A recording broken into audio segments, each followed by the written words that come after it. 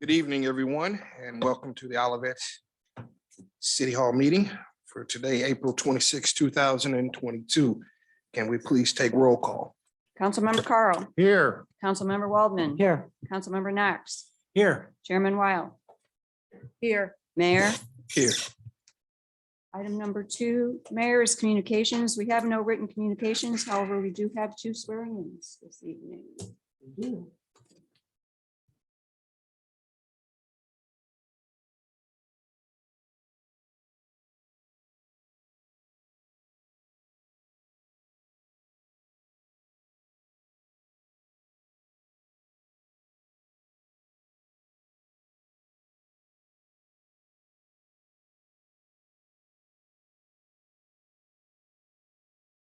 Which one I want?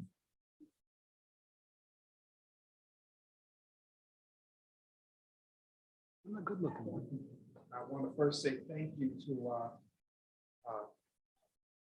friend Councilman Greg Carl. I left my Cheetos and he let me do it. Yes, teamwork makes the dream work.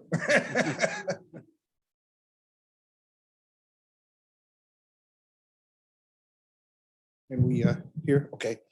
I, and state your name. I, Jimmy Gilmore, do solemnly swear that I possess all the qualifications. Do solemnly swear that. Prescribed by law for the office of. Prescribed by law. That's right, Captain. That's what you are, Captain of the city of Olivet. The city of Olivet. And that I will support the Constitution and laws of the United States. And that I will support the Constitution and laws of the United States. And the state of Missouri. And the charter and the ordinance of. The city of Olivet. And that I will faithfully discharge the duties of this office. Congratulations, sir.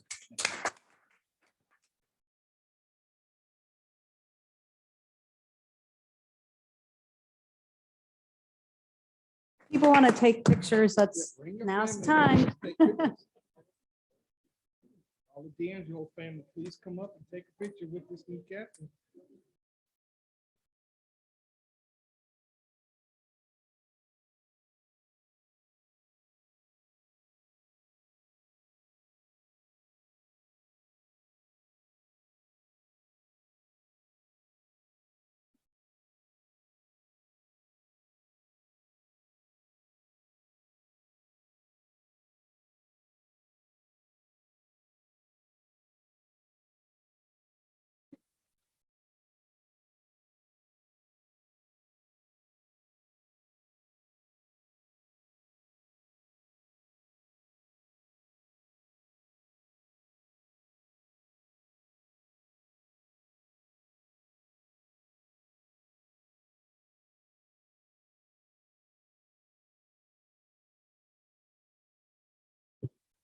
This is your opportunity, chief. Got in the picture instead of you. Yes, sir. All right. Nice to meet you too, sir. All right, you just state your name. I Brian Christensen, do solemnly swear do solemnly swear that I possess all the qualifications that I possess all the qualifications to serve as patrol officer to serve as patrol officer for the city of Olivet, St. Louis County, Missouri, for the city of Olivet, St. Louis County, Missouri, and that I will support the Constitution of the United States, and that I will support the Constitution of the United States, the state of Missouri, the state of Missouri, and the charter and ordinance of the city of Olivet, and the charter and ordinance of the city of Olivet, and that I will faithfully discharge the duties that I will faithfully discharge the duties of this office by abiding by of this office by abiding by the law enforcement code of ethics. the law enforcement code of ethics.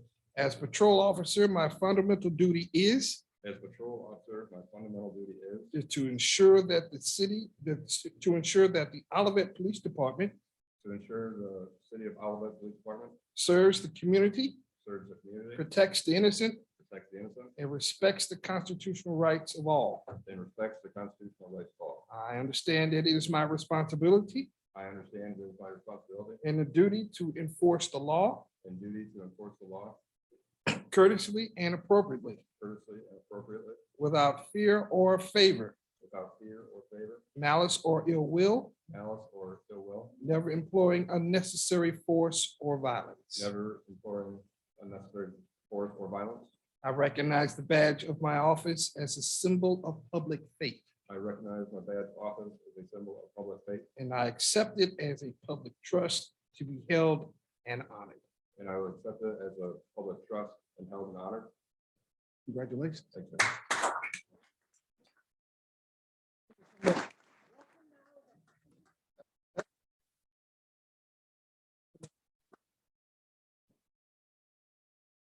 Okay. Do you want to have a, Major, do you want a picture taken with Officer Christensen?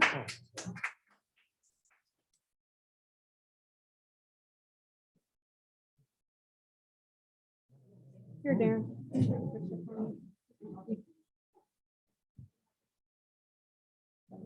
There you go. Oh.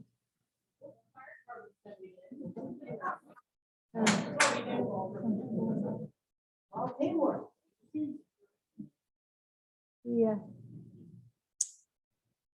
Couple of things about the two ceremonies here tonight. Officer Christensen has been with the city for a while. He's been in the academy though. Just recently graduated from the academy and is now on field training.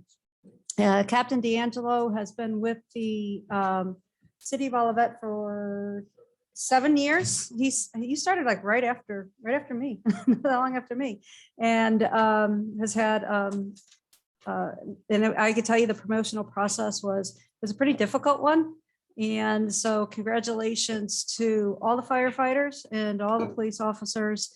And thank you guys for coming. And you'll notice that we're going to try to lengthen the firefighters swearing in because the police is like 6 times longer than yours was. So.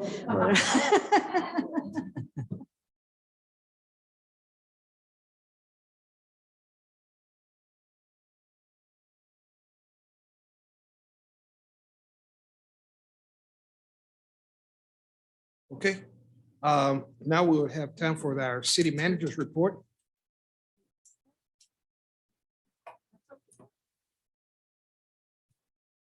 All right, wow.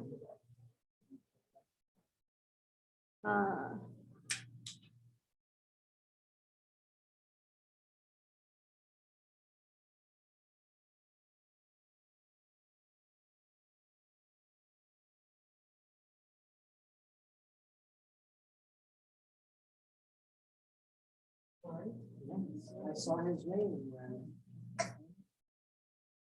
So you know, it's not unusual for staff to leave when I start talking, so that's okay. It's that time of year again, and springtime, so I'm reminding folks about sidewalk maintenance and keeping all the growth with all the rain that we've had. It's sometimes hard to get the time to get out there and clean things up, but just to remind folks of the responsibility of keeping the sidewalks clear for everyone to use and enjoy them. The new fire truck, the council was out there frolicking right before the meeting, and it's really it's amazing for folks who aren't aware of, you know, how we get a fire truck. The fire truck is really it's designed and built by the fire department. There's a whole lot of ways they can be assembled with different compartments and things. And this is really the work of a team of firefighters that were meeting regularly, designing that truck. And we put the order in. It did take a bit longer for the truck to come here due to the supply chain issues. And it's our COVID truck, I guess. And to remind us of that, we will be planning an open house. I think we're looking at a Saturday. We don't have the date picked out yet. The truck is actually not completely upfit yet. We have some other equipment that'll be coming onto it, some new equipment that will be added to it. And also the firefighters are kind of learning how to use it. You can see the control panel for running the water and the hoses, et cetera, the pressure, it's very different from what they've had. And so they're going to be getting some training on that as well. So we anticipate seeing it in operation in 2 to 3 weeks. And so that's how we're going to coordinate the open house around there so that it has all the bells and whistles on it. So so it's really a kudos to the fire department for getting this done. And it's pretty awesome. Speaking of awesome, if you haven't been to Stacy Park, you're gonna see there's some differences there.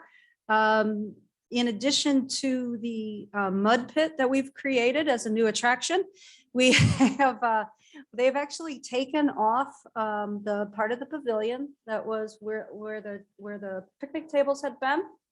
And we're keeping that that building. It's been totally gutted. And there's going to be new restrooms put in. There are in the picture on the upper right, you can kind of see there's going to be actually a garage door there on that side, and that's how that's going to be storage for parks, for ball field things and planting. We're going to keep, like, the gator will be in there. Right now, some of our vehicles are kind of sitting out because we had them in the park maintenance house, which has been torn down to make way for the new community center.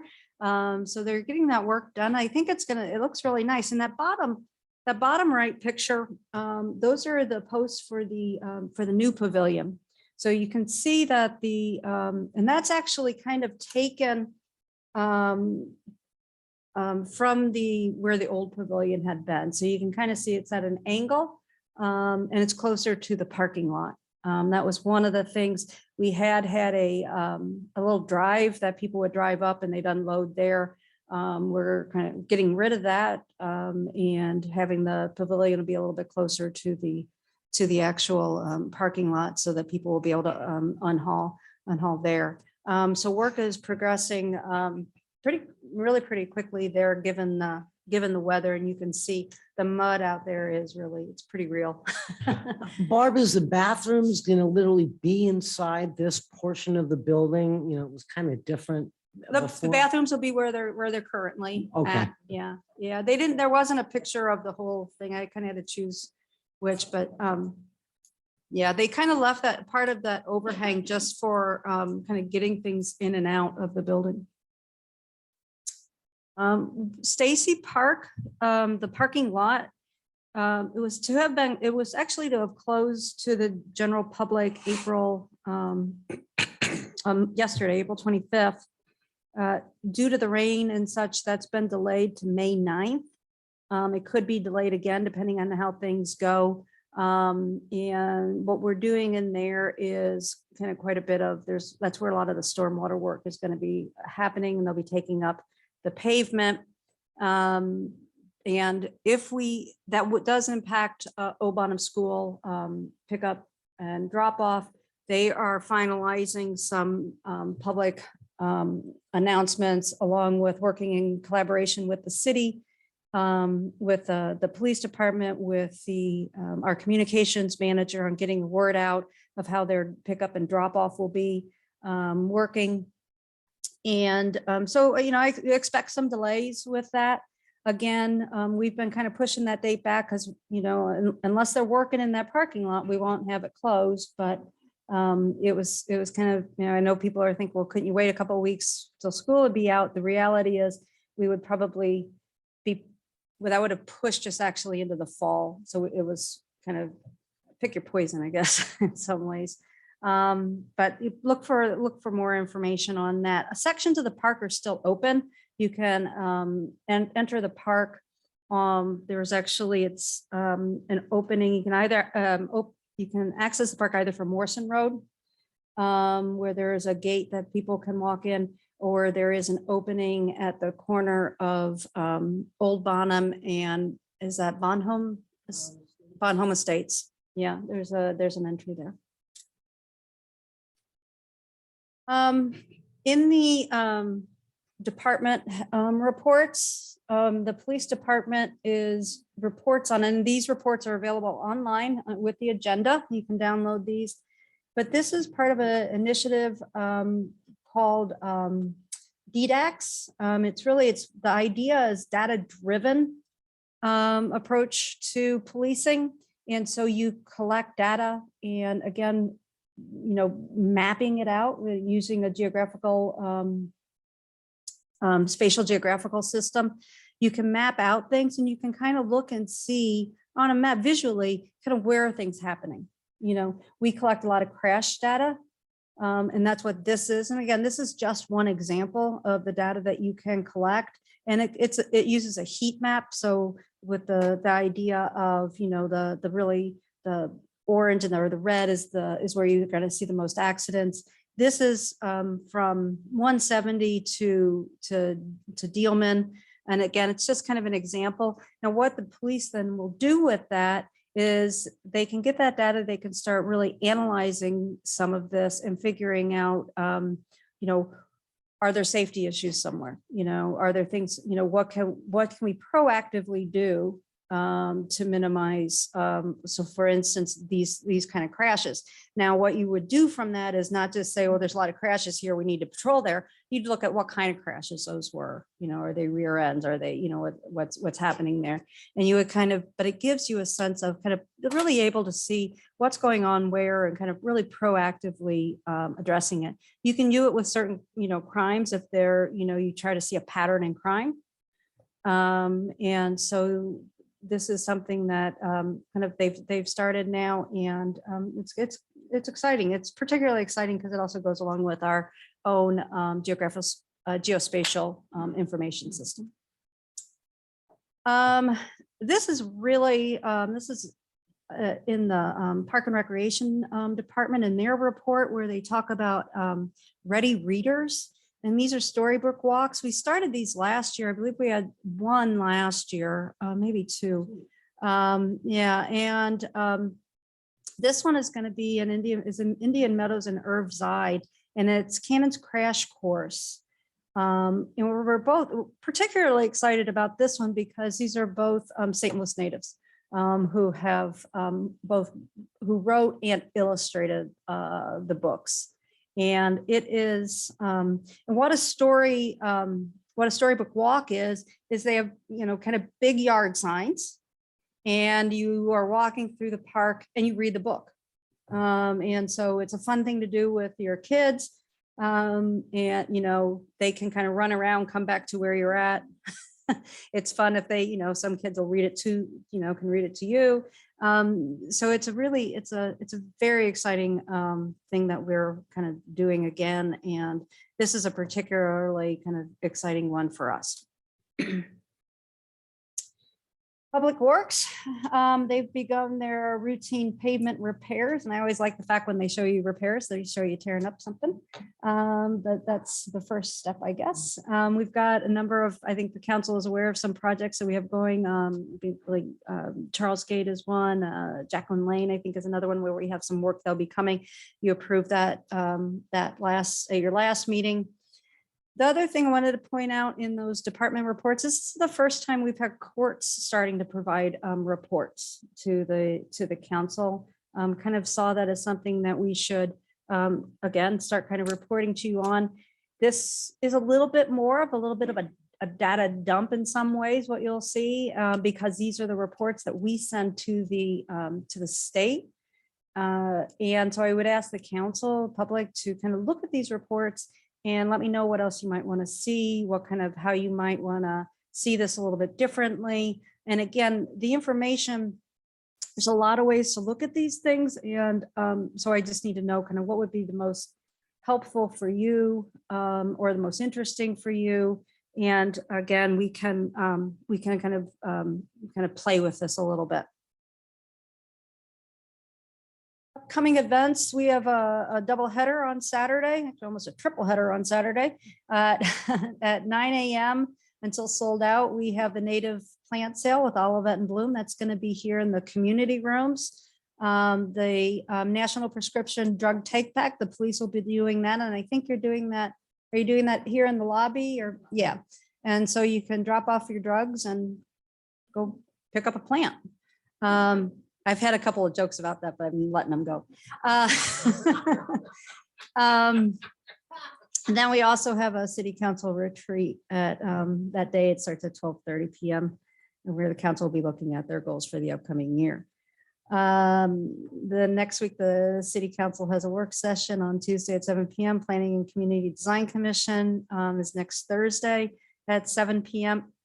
And this next regular city council meeting of May will be May 10th at 7 p.m. And I cannot believe it's already May. And with that, I'll be happy to answer any questions.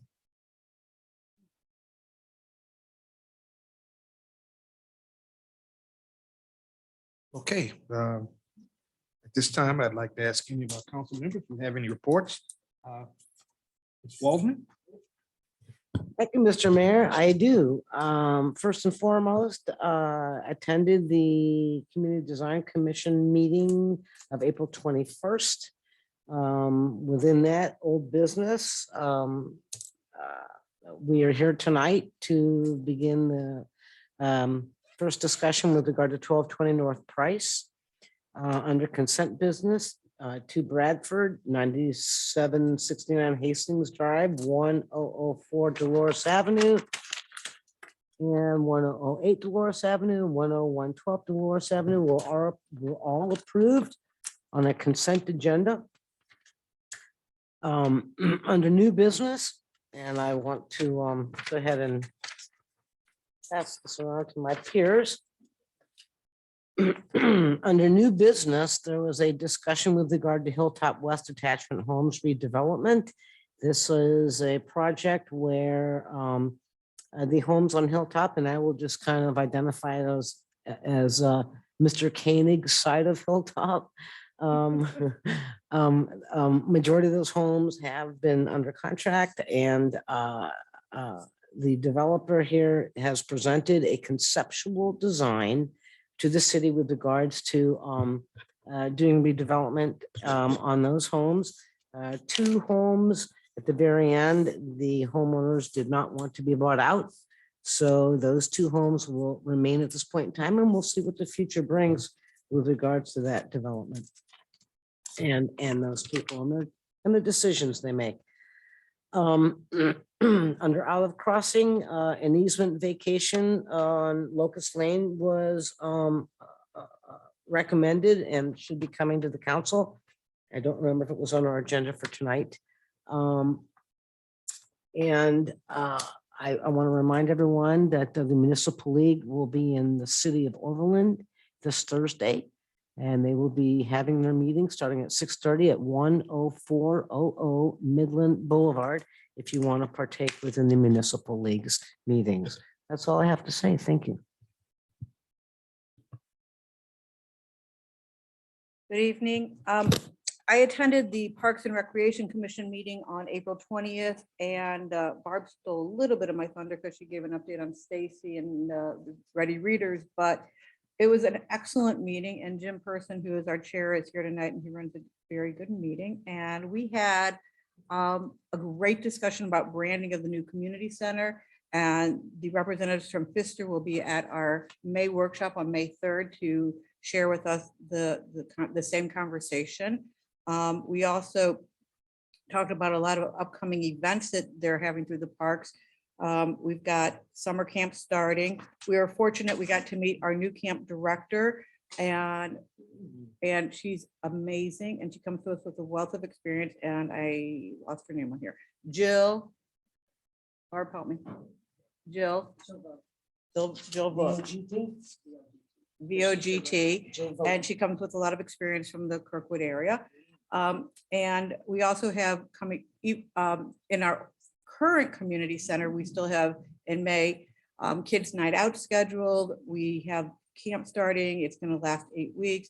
We'll be observing Juneteenth this year as a city council, but the camp will not be because they had already scheduled that before we passed that. And if anyone wants to start cleaning out their basements, hint, hint, mom, the citywide garage sale is coming up. That's all for now. Okay, Councilmember Call.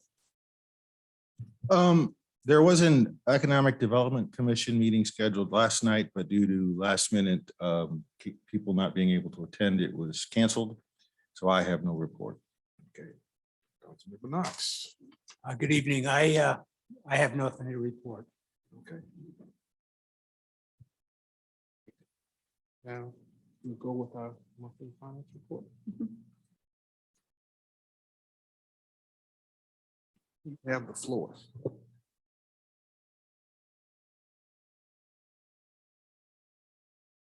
Good evening, Mayor and Council, and I'm sure everybody's here not to listen to me talk about this, and that's pretty good because I don't really have a whole lot to report.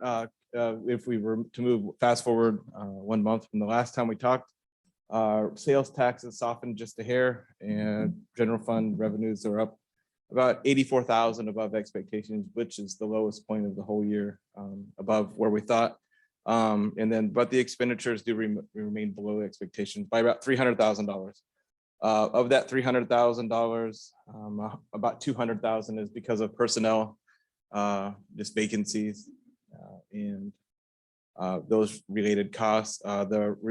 Much of the remainder of that is in the legal department, just not as much as we had thought in as far as costs go.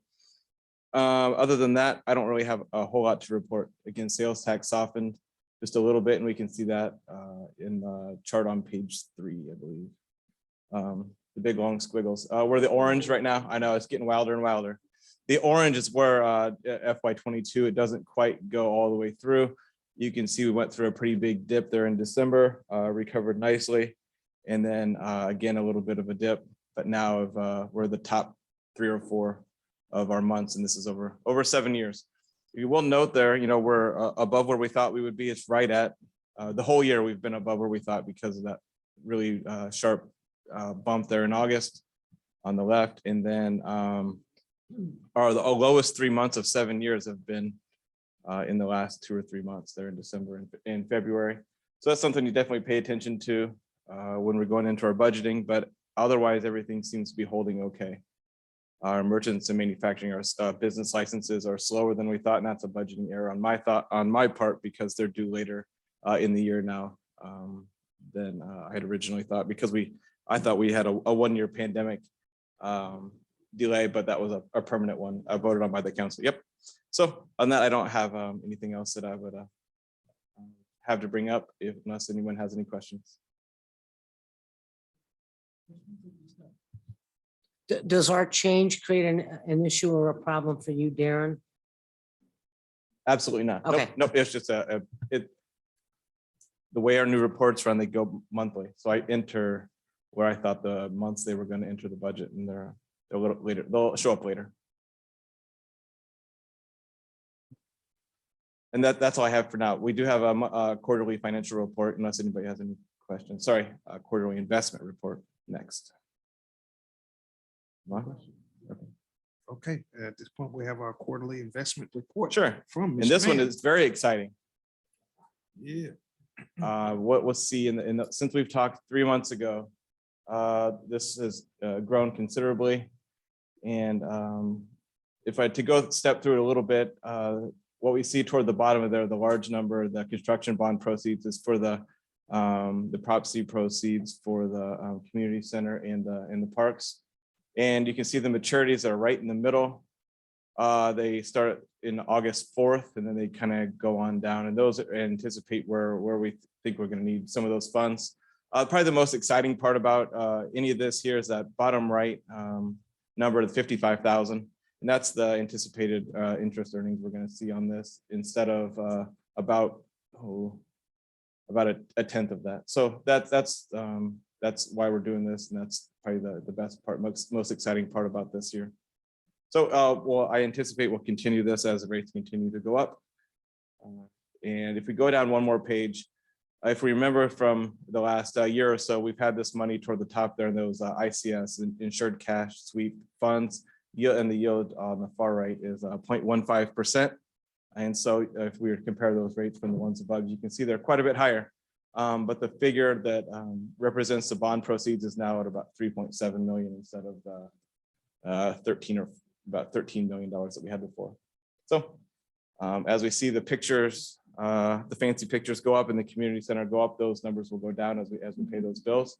But then we'll get that interest. If anybody has any questions there is a lot new there from last time. I'm more than happy to answer those questions, or you can email or give me a call. Our council members have any questions? Okay. Thank you. Thank you. All right.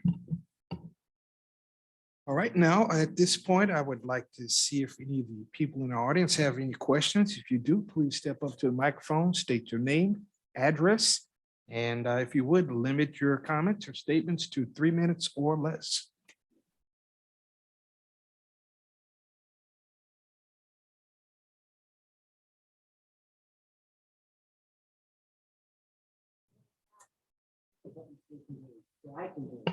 I don't really have a question. I have comments. Is that, Please state your name and address. my name is Kim Good.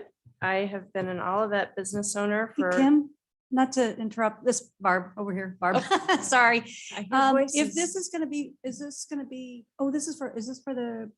12:20? 12:20? Oh, okay, sorry. I wanted to make sure it That- wasn't for the other thing, sorry. Because we have a public Is- hearing. Go ahead. So, okay. I have been an Olivet business owner for 28 and a half years. I am the trustee for the estate, which includes 8943 Hilltop Manor Drive. I encouraged my parents to move to Olivet in 2005 when the Hilltop Villas were built because I thought it was an outstanding community. My stepdad received the letter about the proposed medical marijuana growth facility at 1220 North Price on Saturday, April 16th. I attended the PCDC committee meeting on April 21st, days after that letter was received. Residents who attended the meeting were told that we were invited only as a courtesy. Despite the dismissive tone of that comment, I have spent the last week exercising my role as a citizen and researching the medical marijuana business. I'm sure most of you know this, but for those of you who don't, in this state, medical marijuana is overseen by the Department of Health and Senior Services. That department cannot make zoning laws. Those laws are created by individual municipalities. Apparently, Olivet has no such zoning laws on the books yet. The only zoning laws I can find covering medical marijuana cultivation facilities are in unincorporated St. Louis County. Their code states that it must be 1,000 feet away from a school or a church. Cities and states that have had legalized marijuana longer than we have already have these laws on the books. For example, Boston requires half a mile or 2,640 feet from any residence. Denver does not allow it to be adjacent to any residential area and does not allow any facility within 1,000 feet of a residence.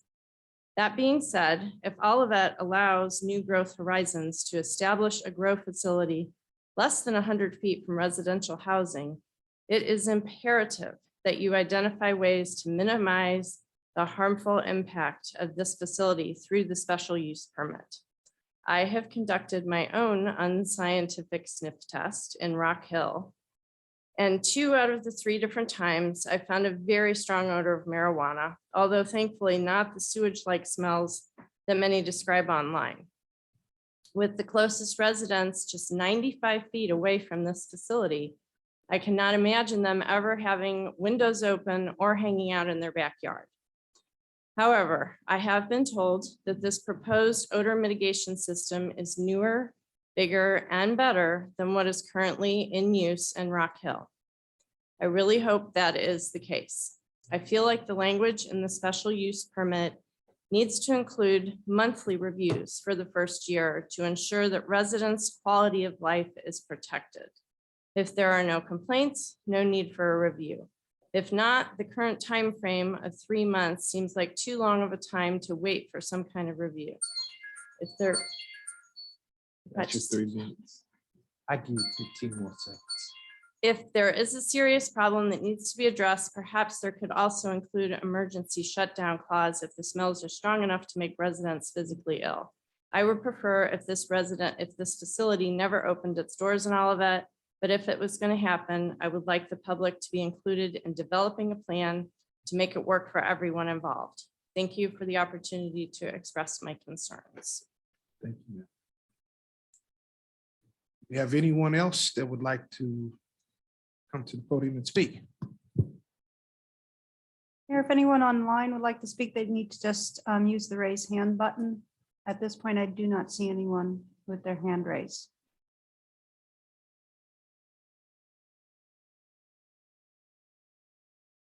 Okay, item number 8 is bill number 2972, an ordinance to amend the zoning map of the city of Olivet, rezoning 2.82 acres of property consisting of 8 lots, originally part of Lot 13 of Tower Hill subdivision, addressed as 1115, 1121, 1125, 1131, 1137, 1141, 1145, and 1161 Dealman Road from SR Single Family Residential District to CC City Center District, and to approve a preliminary development plan for the construction of a 35-unit townhouse development on said rezone grounds.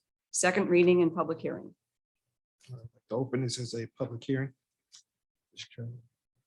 Good evening, Mayor, members of the City Council.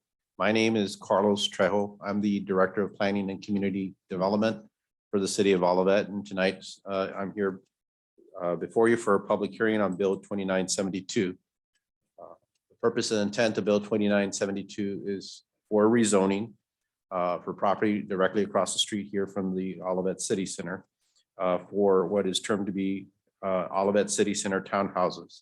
That zoning would be to convert the existing SR single family residential zoning to CC City District zoning in there. So on the next slide, Bill 2972 assembles 2.8 acres that's directly across the street from our existing city center. It currently consists of 8 single family properties. There's 6 dwelling units that are on those properties. 2 are vacant. They're currently zoned SR for single family use. They would be rezoned to CC City Center District use to be converted into 35-unit townhouses.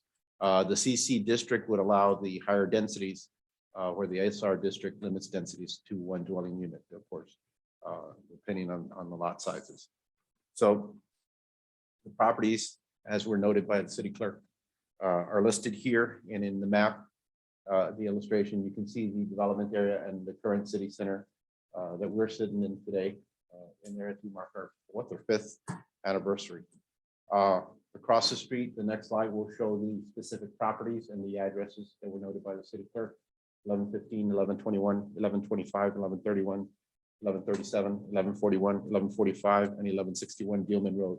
Each of these individual properties were contracted by the, or under contract or under the ownership of the developer, who's your petitioner for tonight in there, and they're all voluntary market driven acquisitions without any city assistance.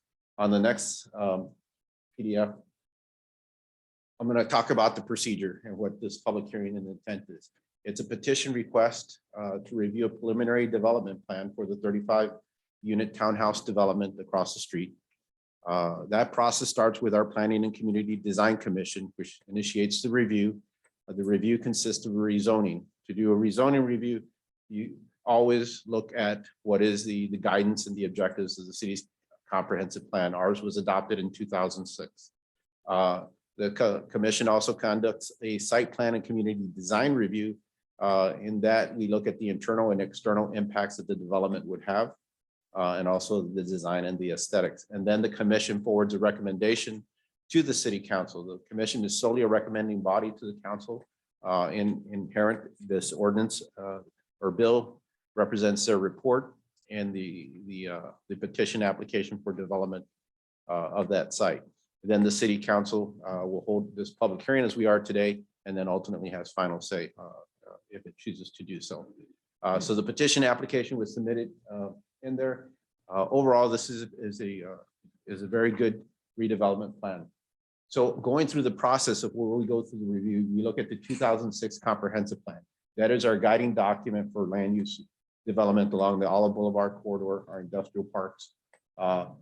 We also looked at the 2014 recommendation by the Long Range Facilities Task Force to relocate our city center from Olive Boulevard to this location that we are here today.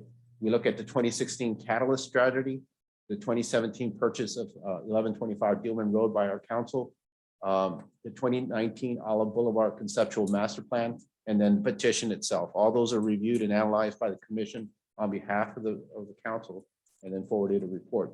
The next slide will show what are in these. In our 2006 comprehensive plan, that was a community engaged process in which the community developed a vision for Olivet along the Olive Boulevard corridor and our industrial parks. It developed 4 core redevelopment principles: community development, economic development, public spaces, transportation connections. Those core redevelopment principles are how we evaluate and assess any redevelopment, especially like the rezoning that comes before the city in there. There was also 2 illustrations or core redevelopment concepts within the strategic plan or comprehensive plan. One included what was termed the city center, which was the area west of Gilman Road, north of Olive. The elements for the city center was to ensure that development makes this area walkable, that there are gathering spaces, that it's a destination area, there's horizontal and mixed use, and that there's a creation of a street grid. The next slide will show you that after the adoption of that vision, we did a lot of code amendments to further the goals and objectives of the comprehensive plan. We adopted chapter 428, which are our community design standards in 2012. Those standards further the goals and objectives of the 2006 comprehensive plan. They promote redevelopment along the Olive Boulevard corridor. They enhance the visual appearance of redevelopments along the corridor. Their intent is to develop safe and attractive pedestrian passageways, encourage a coordinated planning between parcels, protect and preserve values of properties, and it applies to all properties within 950 feet of Olive Boulevard, which is within the distance we stand today and across the street. They're intended to address what are the city's minimum standards for site planning, including how we buffer properties from residential and other individual uses, how we develop our streetscape, the types of building materials and the designs that the city is trying to promote, and landscape, and it addresses the landscaping and exterior lighting requirements for our community. The next slide will note what the city center district in 2019, we adopted the city center district in an effort to encourage redevelopment of this city center core concept. The purpose was, again, to further the goals and objectives of the 2006 comprehensive plan. The intent of the city center district is to be consistent with the concepts and key revitalization elements of the comprehensive plan. Again, to create a walkable community center, develop new horizontal mixed use, and develop a new contiguous street grid to improve access throughout the city center area. So on your next slide, we'll go, well, how did we get here and how did this development came across? It came across with some key city decisions of relocating the city center to this location here, moving from our old city hall facilities that were at 9473 Olive Boulevard and relocating to this. I believe it was in May 2014, a presentation was done before the city council in which a matrix was provided of 2 selection sites: redevelopment of the old city hall building, redevelopment of the 6 parcels that used to encompass this area. And the council decision was to do an off Olive scenario to redevelop this parcel for 2 specific reasons. One, the development catalyst potential that it presented on Olive Boulevard, and secondly, the development catalyst potential it presented for Gilman Road. The next slide will note, the 2006 comprehensive plan was about 18 years ago. So we always take a look and assess if that vision is still valid today with our residents, with the community, and with the market. In this, we did a 2016 catalyst strategy where we looked at the opportunities for redevelopment along the Olive Boulevard corridor, what would be redevelopable, not just on Olive, but also within the St. Louis region. Where were our strengths, our weaknesses, and what are our potentials and possibilities along that corridor? We did a market study that brought us a lot of insight in terms of the types of redevelopment that the Olive Boulevard corridor could do, both by itself and then with a partnership process. We found out that residential was a strong development potential on the center parts of the Olive Boulevard corridor, and retail had a stronger potential on the eastern edge of the city by I-170. Through this catalyst strategy, we developed a big picture strategy. What type of developments would we like to see? What type of principles of redevelopment we would want to do? So we went back and reassessed those original 4 core principles of our strategic plan: community development, economic development, public spaces, and transportation connections. And that big picture strategy takes a look at those 4 core principles and then provides us a little bit more guidance of how we would like to see that development come about. We did some development planning of what could happen, of course, in 2 key sites, I-170 and the former City Hall facility, and then looked at how we could leverage public partnerships in these developments to further market-driven partnerships like the one we're reviewing today across the street that happen on their own accord.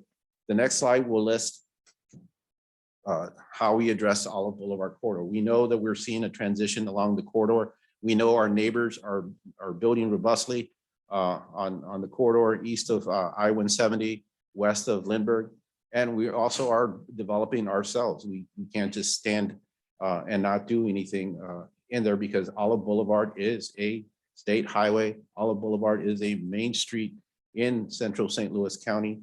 And whether we do development or not, that traffic is going to be there going east to west, and they're connecting the city all the way down to the county. So we did a conceptual master plan for the Olive Boulevard corridor in 2019. Again, to further the vision of the 2006 comprehensive plan, to identify gateway opportunities, to refine design standards, to improve traffic flow, to find opportunities for north-south pedestrian access along the Olive Boulevard corridor, to capitalize on the potential of the 39 North Innovation District, and to improve the public realm, which is the streetscape. Again, these are all fundamental, we'll go back to the 4 core principles of our 2006 comprehensive plan. So in that is how we assess a petition that comes before us for rezoning. The next slide, we'll get back to the development. These are the 8 parcels. They represent 2.8 acres along Dillman Road. It goes back to the 2006 comprehensive plan, to the 2014 acquisition for property to redevelop this site, to the 2016 catalyst strategy, to the 2019 Olive Boulevard Transportation Management Plan that we've been trying to get us to this point and anticipating redevelopment of this area. The next slide will show the proposed development. There are 7 individual buildings. Each building contains 5 units a piece. They're lower level garage entrances with front facing units circled by an interior street system that circulates both east and north on Dillman Road, provides 2 points of access. The other important things to note in this development is it improves the streetscape. It provides a public opportunity area right there in the blue circle area, and then provides 2 potential cross-access abilities. One is a pedestrian right at the center, and then one on the northern end of the site, which is on your right-hand end for any future redevelopment if it happens west. In there. Here are the projects that went before the Planning and Community Design Commission.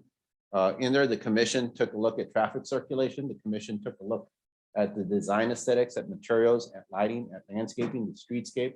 The next slide gives further information on the development project. What we found and what was presented to the commission from a staff and planning perspective is that this development does further the goals and objectives of the 2006 comprehensive plan, that the building heights are consistent with those identified in the CEC City Center District. In addition to that, those building heights, by working with the developer and increasing the setbacks, those building heights are closer to the street than to the western side where they abut a single family residential development that's existing. The development exceeds off-street parking requirements. There's more than ample parking than what's required by code on this site. There was some discussion at the commission level to have more, and which the developer worked with staff to find ways to provide some additional on-street type of parking opportunities. The density is consistent with the surrounding multifamily. In your report, in your commission, in your packet, you'll see a plan commission memorandum in which staff analyzed various developments in there. There's a table. And this development was right in the middle. There was no Castle Gate to the north had a lower density, but if you look at Olivet Terrace, Our Hill, or the Oliver, they had a much higher density as compared to this. So this is right in the medium range. And this is right between those two developments. We work with the developer to ensure compliance with Chapter 28, the minimum standards, especially on the buffer. No variations were requested by the development, and the traffic generation didn't warrant any alterations to Dillman Road. That is final St. Louis County say, because that portion of Dillman Road is under the jurisdiction of St. Louis County. And they did go through the process of review with the county in there. So the next slide. Therefore, the Plan Commission in its review has forwarded your recommendation for tonight for consideration of rezoning these properties.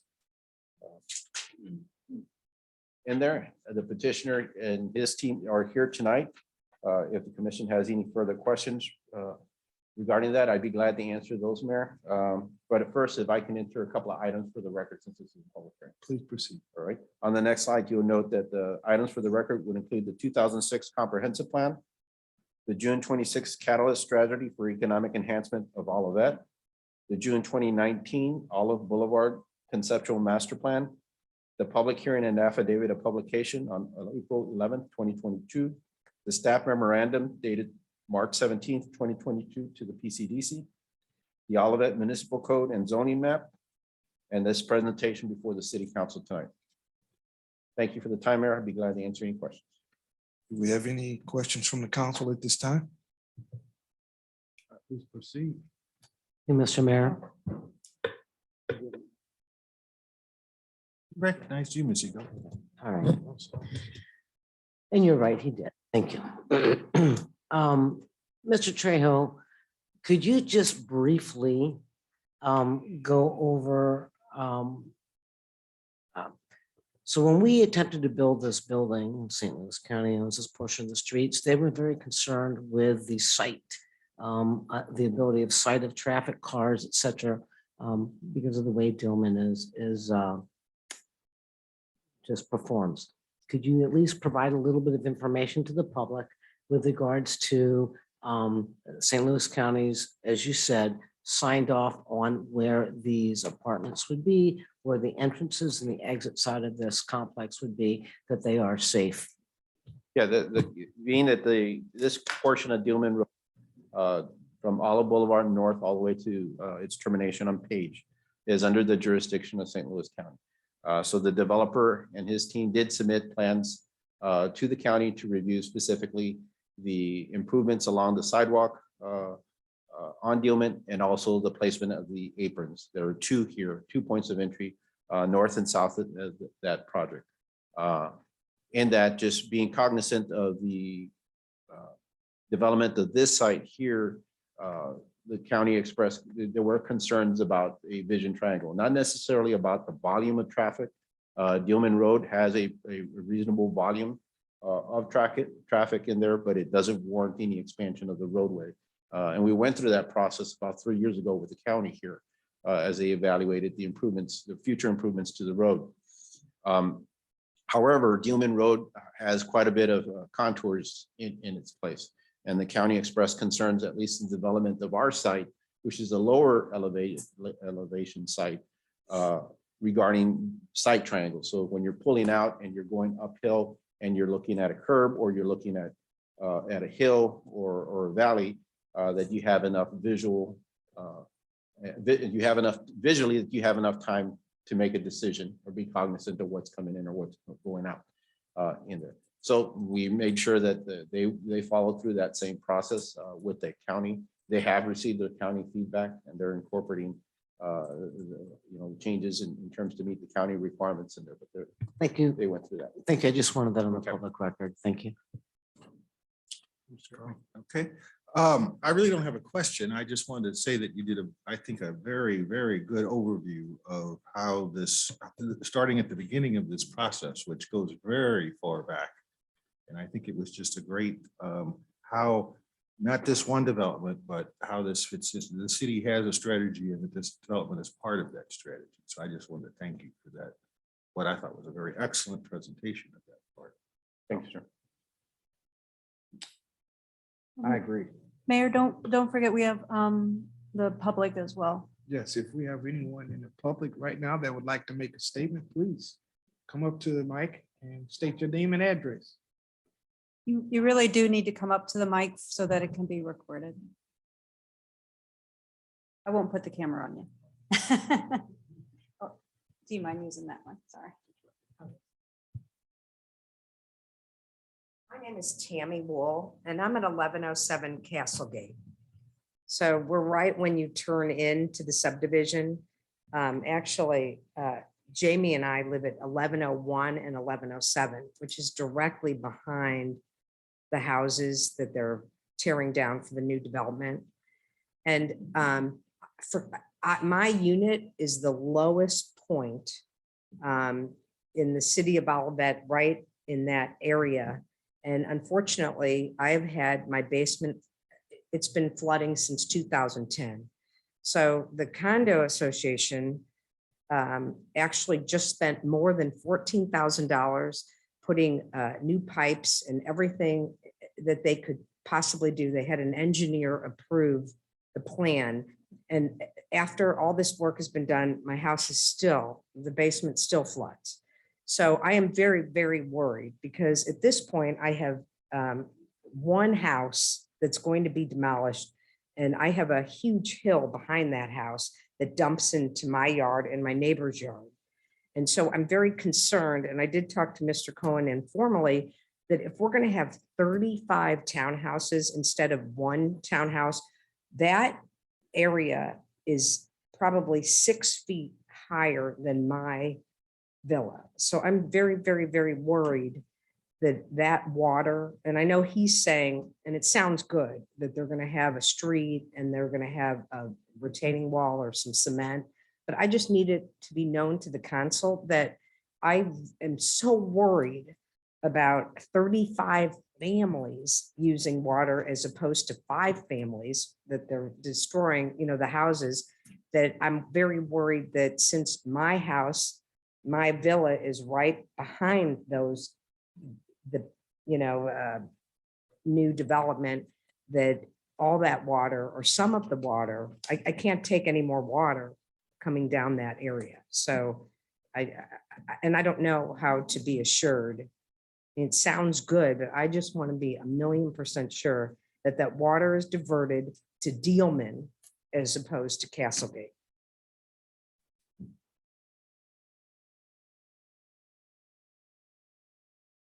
Will there be anyone else who'd like to make a statement? Please come up forward, sir.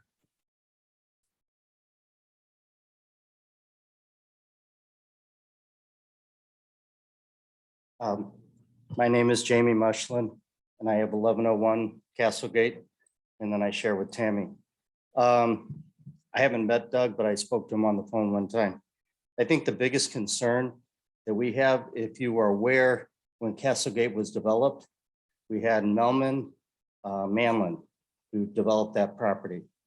And what Tammy was talking about that our condo association just took care of was the pipe underneath the ground is supposed to have holes in it that point up. And it was switched and it faced down on the ground. And it's supposed to run the water once the water comes down, go right through to the drain and then go to the culvert and push it back out on the other side. What we're concerned about is that it's done properly. It's a concern because of all the water. I want to guarantee that if anything happens, it falls back on him to fix it. Because, when you live in an area, I think this is a beautiful area.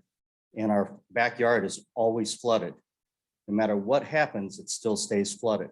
So I don't get to value the backyard or enjoy it. My wife doesn't, Tammy doesn't. And it's a concern. And most people are like, well, you can fix it, have somebody come out. But the problem is, I'm excited for the property to go up. And as you were presenting, it's a great opportunity for the city of Olivet. I just want to guarantee that it will be taken care of, it'll be noted, and that it'll be fixed. That we don't come back a year or two from now, we get 3 inches of water, all of a sudden Tammy and I have nice flooded basements.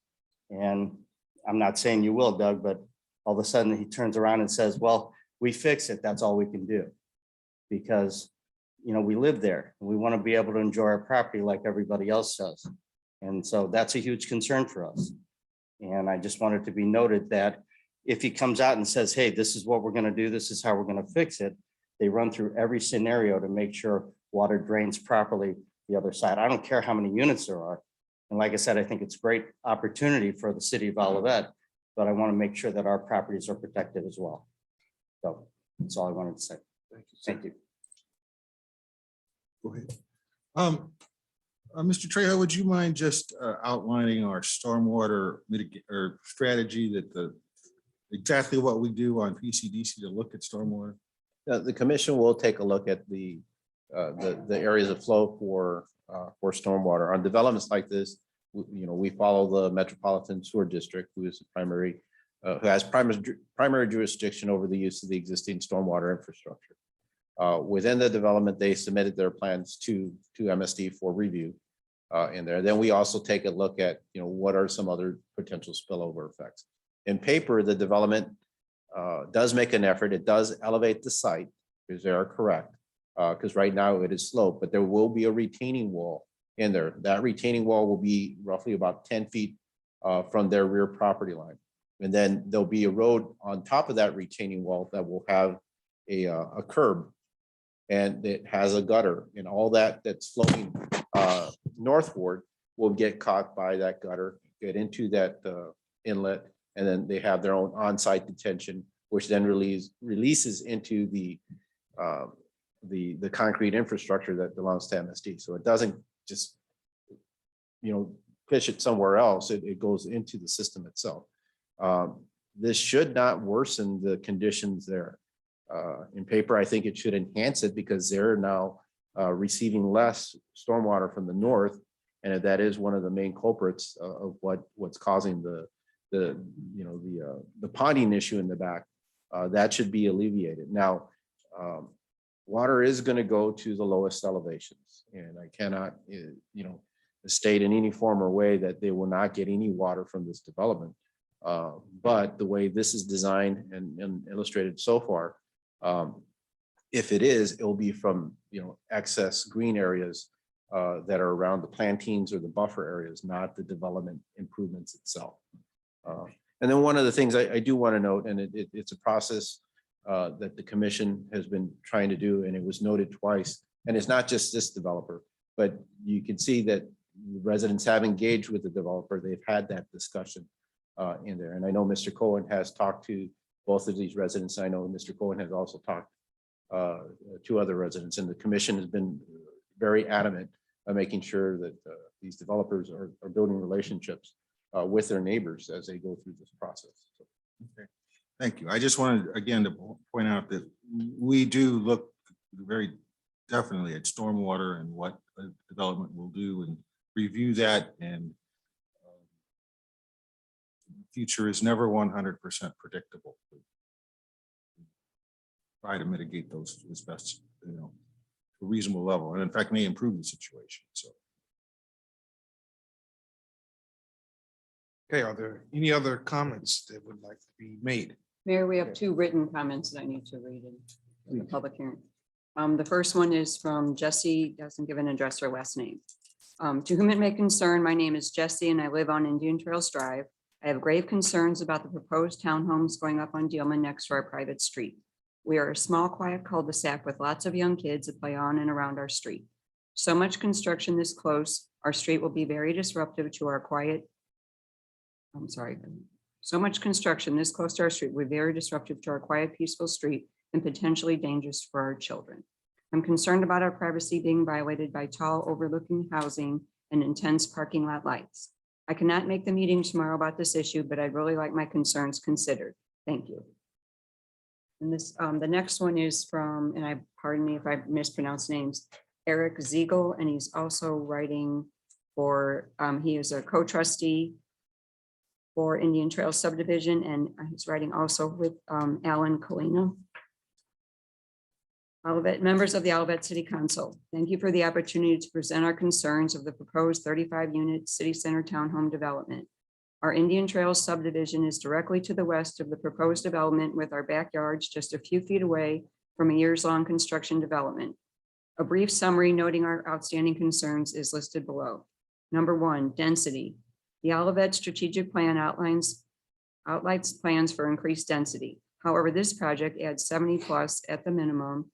Cars accessing one alleyway behind our homes is of great concern for traffic noise, lights, and cars entering and exiting throughout the day and night. Adding commercial traffic, delivery, mail, trash, etc., adds to the substantial noise created. 2, construction timeframe. Current advertisements for the proposed townhomes indicate a construction start date of spring 2022 with occupancy in summer 2023. Will the entire project, all 7 buildings, be complete in 1 year? This was not fully answered during planning commission meetings. If not, what is the expected time frame for the completion of all buildings? At various commission meetings, the developer noted units will not be built until sold. Does this translate to years of our backyards being a construction site with zombie foundations? Projecting building schedule and day-to-day hours of operation construction, ? Number 3, cross access road pedestrian path. This is still of grave concern and simply unacceptable for our subdivision without input from our residents. This again was not fully addressed during planning commission meetings. Number 4, notice of proposed development. Until the city council general meeting, no residents of our subdivision were notified by mail of this proposed development, nor the planning commission's proposed meeting dates and timeline of approval to council readings and approval. Carlos Trejo, department director, did acknowledge it was his intent to send postcards alerting nearby residents of said planning and development. However, our subdivision was not given proper notice nor adequate time to prepare for such an expansive development spanning a year plus in our backyards.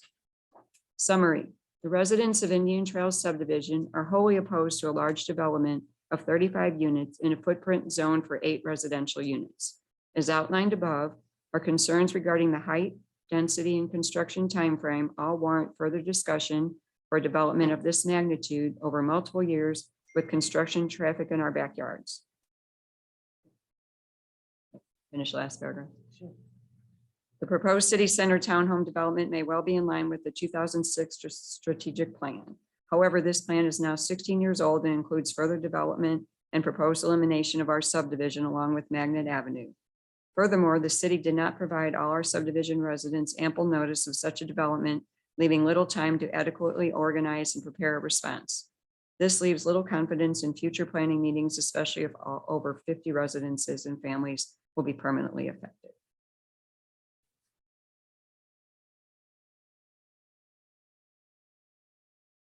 Are there any other questions that would like to be answered? Any more comments would you like to address? Mr. Trejo, were any of these concerns brought up at the PCDC level? Yes, ma'am. And did you feel that you had ample resolution on them before bringing it before us? The commission had discussion regarding, now in terms of resolution, that's a matter of a perspective of what the end result was. We did do a density analysis. Again, that table is attached to the PCDC memorandum that's dated March 17th. And this development in no way was it greater than developments currently along Olive, not even counting the Oliver. And it was just slightly more than the Castlegate Villas in there, which is an AR attached development. There is a difference as you get closer to the boulevard. The scenarios of the comprehensive plan see density increasing as you're closer. The corridor itself and the properties along the corridor are very narrow. And we try to take the opportunity to maximize, to get the highest and best use of properties, but still trying to balance and provide adequate buffers along existing developments. The cross access, I understand, is a concern. The goal of the cross access in this process is to secure in paper the opportunity that it will be there in the future. The development that happened at Castlegate Villas, which is a nice development, but it becomes a very secluded, isolated development. There is no connection to that to help facilitate the goals and objectives of the strategic plan, the way it was designed, the lack of any additional access that was in there. And I'm sure that there were concerns when that property was being rezoned in there from adjacent parcels. But given how that was said, we lost out on an opportunity in the review of this parcel of trying to make connections and trying to reduce some of the stress on Dealman Road, though Dealman Road had adequate capacity in there.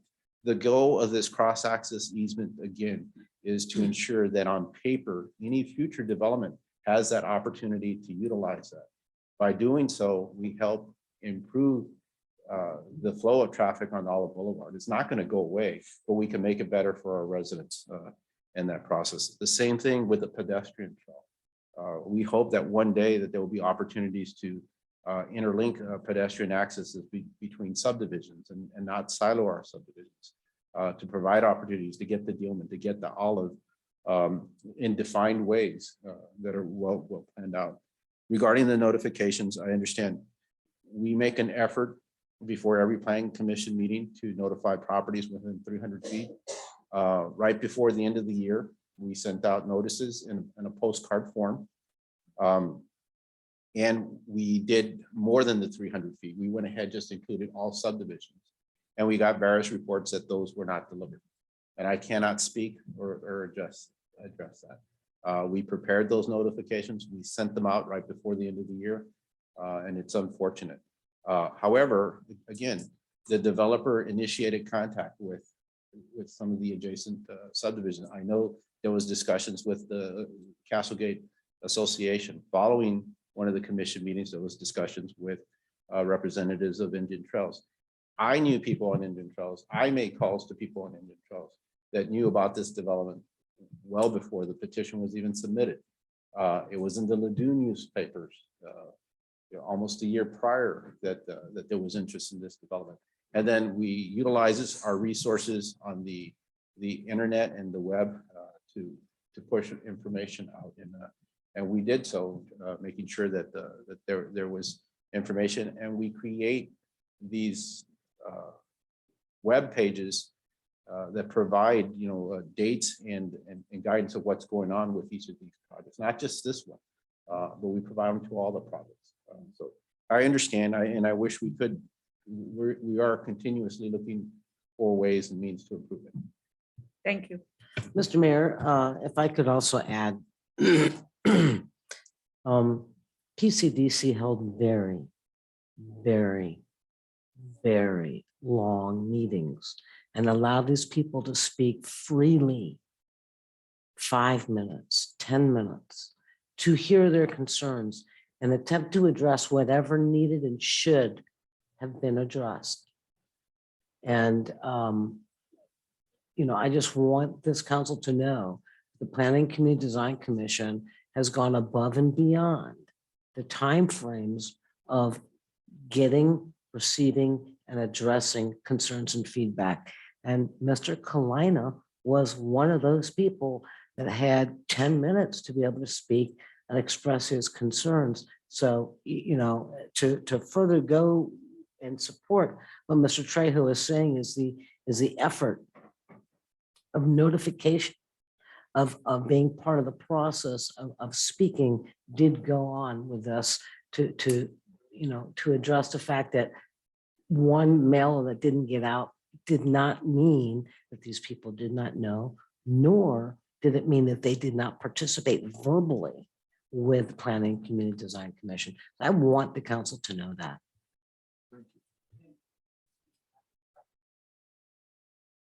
Please come up to the microphone. Give us your name. My name is Steve Marlette. I live at 1245 Castlegate Villas. I've been there 20 years. I've been on the board of trustees probably 17 years. We've been in contact with Mr. Cohen. And today, one of our residents that's dearly affected, Tammy and Jamie next door, that was our biggest concern about the water runoff. We are so excited about this development to see these derelict homes leave and have beautiful townhomes with ownership. We're already getting over 500 new apartments that are not bringing homeowners to the community. They're bringing people that will take advantage of what we have to offer. And I think that's great, but I think now what we need to do is we need to have more of these townhome units or villas like Mr. Cohen is putting up. Castlegate went through a period of losing property values during the recession. Now we have bidding wars. We need more. People are out there. They want these types of units for their children and schools. And we believe this could have been another large apartment complex like the Oliver. So these people that have a problem on that little cul-de-sac street with a lot of the homes that could use some repair, quite honestly, they should look at fortunate that this is going to improve their values. So, I just want to, back him up, and we feel very fortunate. So I just wanted to tell you that. And I would be happy to express that to any of these residents on that little street. Thank you very much. You're welcome. Thank you. All right. Mayor, and before closing, I didn't get the opportunity, just to acknowledge Doug Cohen. He is the petitioner. He's here with Douglas Properties. And then Tyler Stevens, he's with Port 10 Architects. He's part of Doug's design team. Okay. And then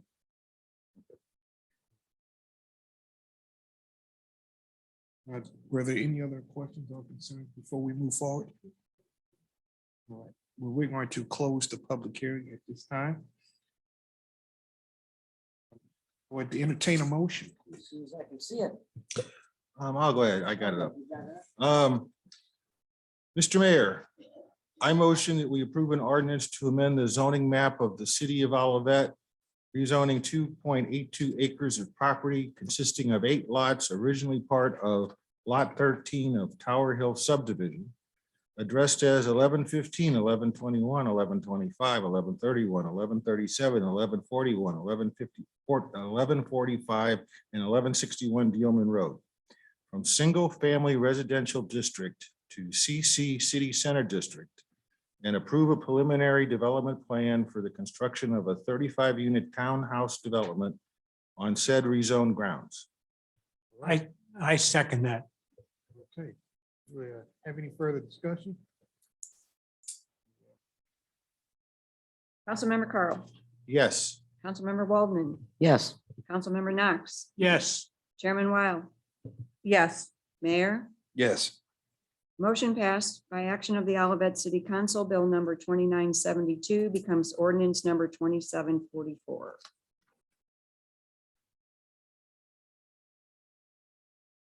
Number 9 is bill number 2973, an ordinance of the city of Olivet, Missouri, amending certain sections of the city of Olivet employee handbook. Thank you. We just have a couple of changes within the employee handbook. One is the use of leave during probation, kind of allowing, we have a 1-year probation period. We would be allowing employees to use vacation and personal time during that time. That would be a change. That also, that's also a change in section 6.7. 4.2 is the addition of Juneteenth National Independence Day to our employee holidays or the city holidays. And 6.9 is an updating of the definition of serious health conditions for requiring employees to provide notice. And with that, those are the changes.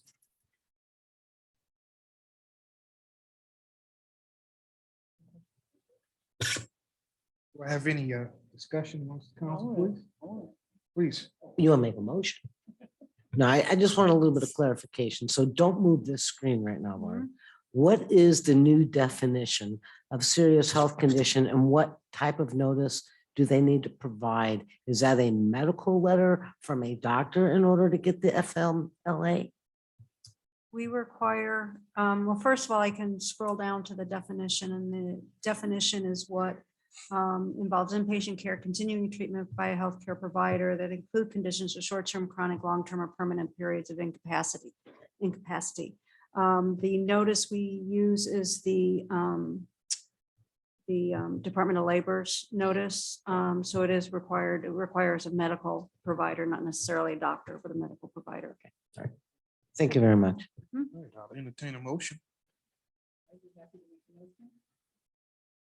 I'd like to make a motion to approve Bill 2973, an ordinance of the city of Olivet, Missouri, amending certain sections of the city employee Olivet employee handbook, sections 3.9, 6.7, 4.2, and 6.9. Do I have a second? Second, Councilmember Carl, Yes. Councilmember Waldman. yes. Councilmember Knox, Yes. Chairman Weil, Yes, Mayor. Yes. Motion passed by action of the Olivet City Council. Bill number 2973 becomes ordinance number 2745. Mayor, the next item that we have is reorganization of the council. This happens annually after the April municipal elections. The first order of business before the council is to accept the certification of the April 5th, 2022 election results. If after the clerk reads those results. The results of the April 5th, 2022 election were Missy Waldman, 584 votes, Rick Knox, 588 votes. Just so people know, there were 2 openings. Mr. Mayor, I make a motion, we accept the results read by the clerk. Do I I'll have a second that. Okay. Roll call. Councilmember Carl, Yes. Councilmember Waldman, Yes. Councilmember Knox, Yes. Chairman Weil, Yes, Mayor, Yes. motion passed. Mayor, now the city clerk will swear in those 2 victorious candidates. About 5 women. That's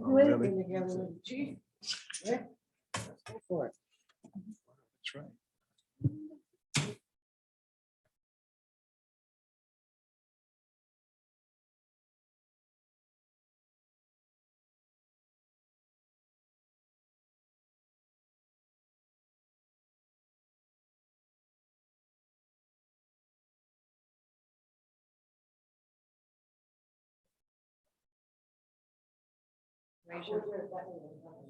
Please raise your right hand.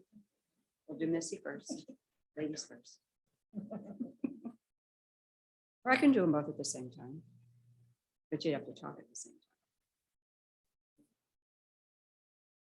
time. Okay. I. State your name. Do solemnly swear that I possess all the qualifications prescribed by law for a council member, that I will support the Constitution of the United States, the state of Missouri, the provisions of all laws of the state of Missouri, affecting cities and the ordinances of the city of Olivet,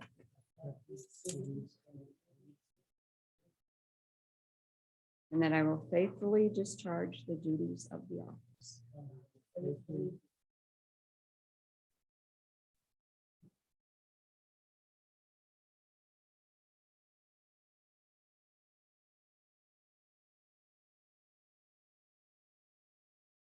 What'd you want?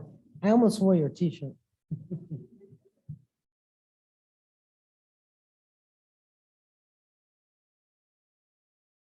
Very blessed day. Thank you.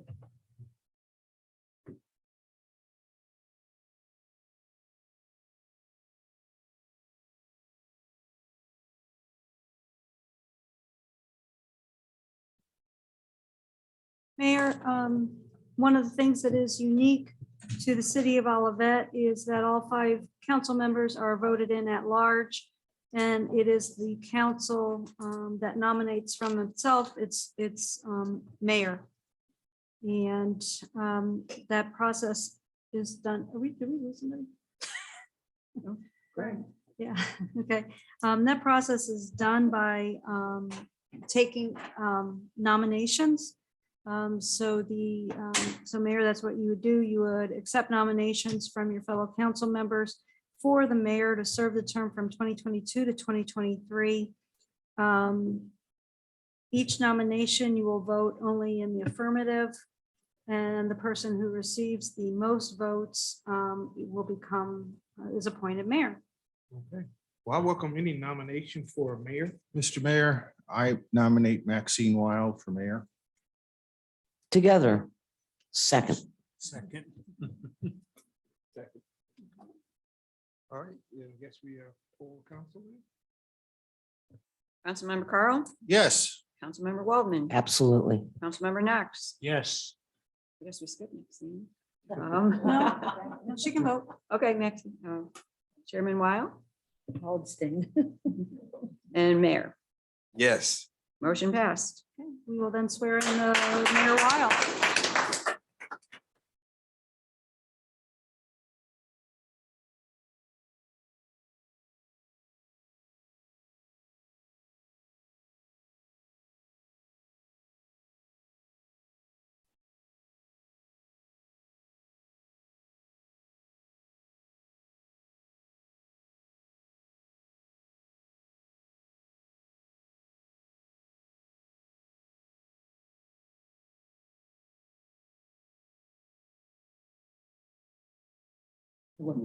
I state your name.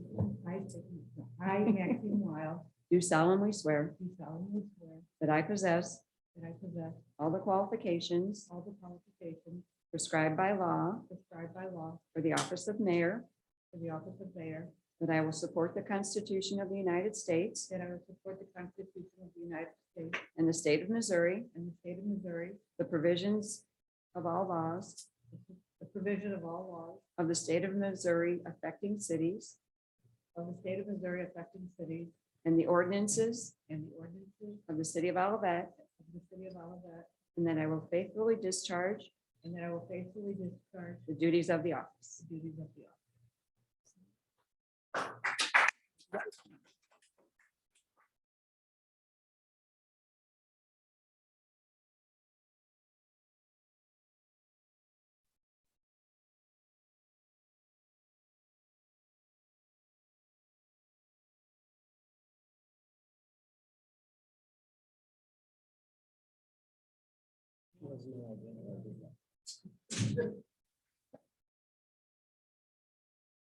Oh, there you go, Barstow. I'm sorry.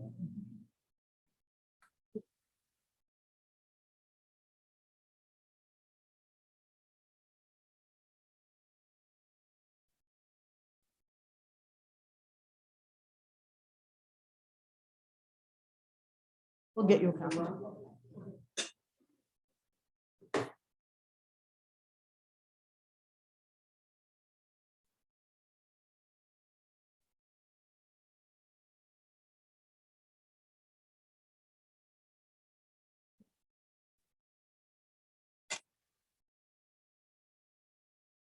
You're fast.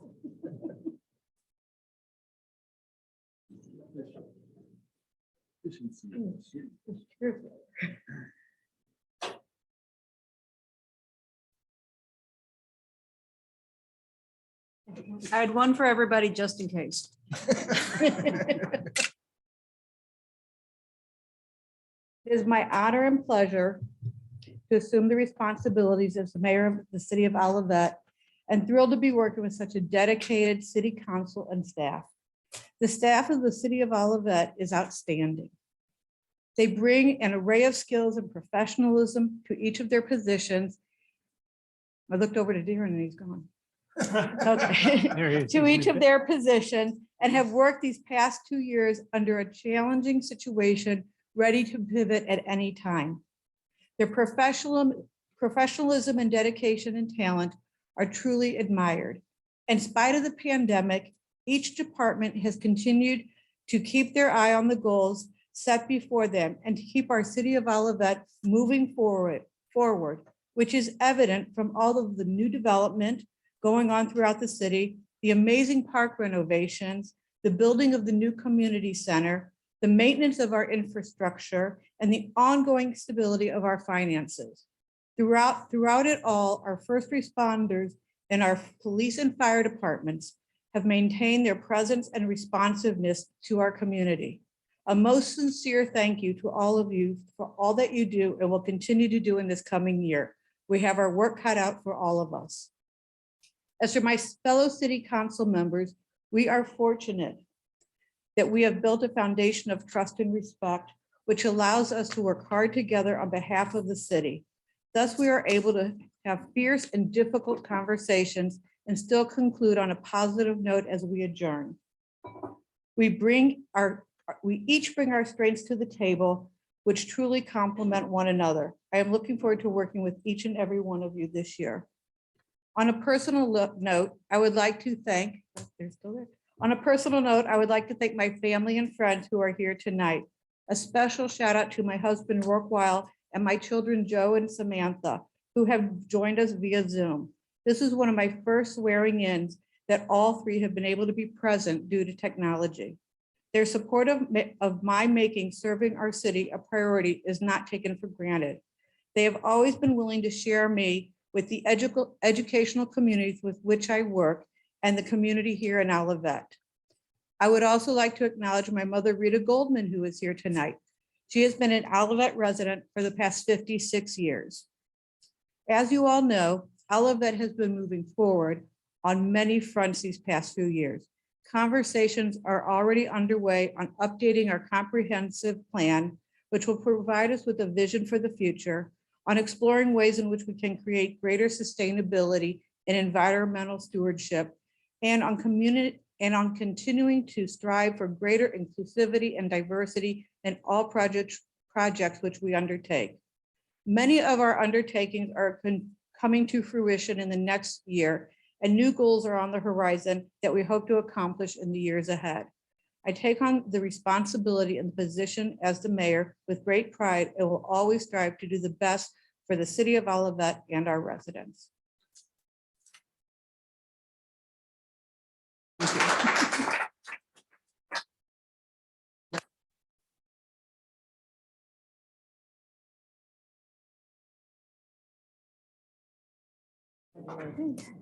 Thank you. With that, we'll move on to, under the reorganization chart, we'll move on to item D, which is the election and swearing in of the chairman pro tem. Madam Mayor, I would like to nominate Mr. Gregory Carl for the next chairman pro tem. I second that.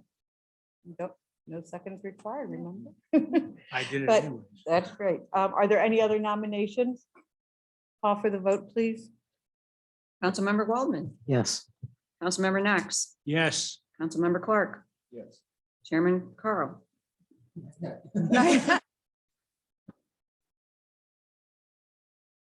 Mayor, Yes. motion passed. The clerk will now swear in the chairman pro tem for the 2022-2023 season.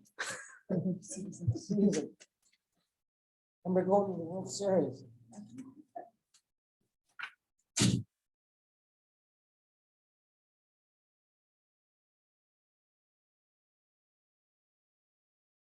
I, J. Gregory Carl, Do solemnly swear do solemnly swear that I possess all the qualifications that I possess all the qualifications prescribed by law prescribed by law for the office of Chairman Pro Tem, for the office of Chairman Pro Tem, that I will support the Constitution of the United States that I will support the Constitution of the United States and the state of Missouri, and the state of Missouri, the provision of all laws the provision of all laws of the state of Missouri affecting cities, of the state of Missouri affecting cities, and the ordinances of the city of Olivet, and the ordinances of the city of Olivet, and that I will faithfully discharge and that I will faithfully discharge the duties of the office. the duties of the office.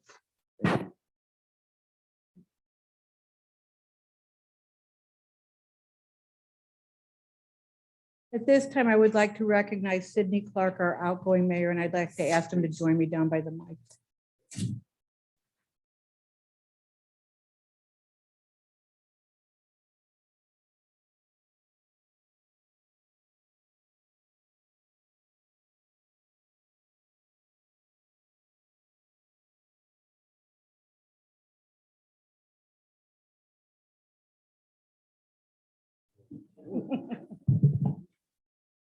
Sydney, on behalf of the city council, we would like to thank you for your leadership during your term as the mayor of Olivet.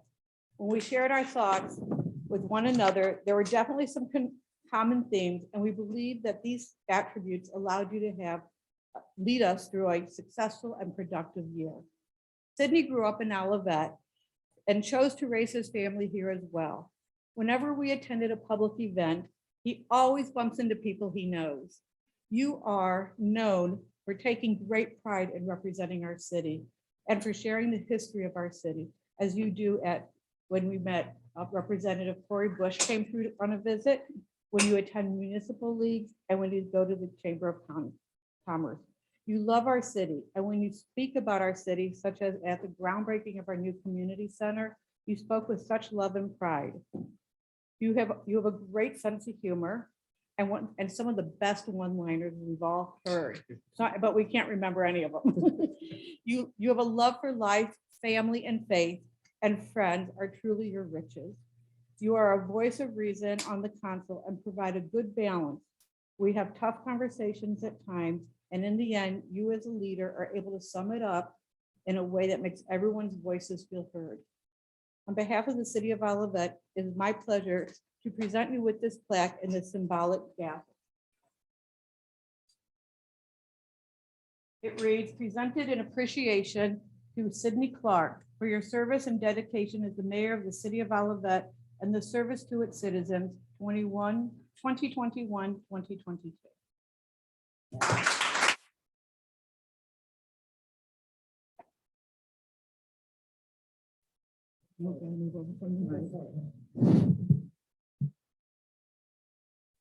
Come on even closer, Danny. Come on here. closer. Super spreader.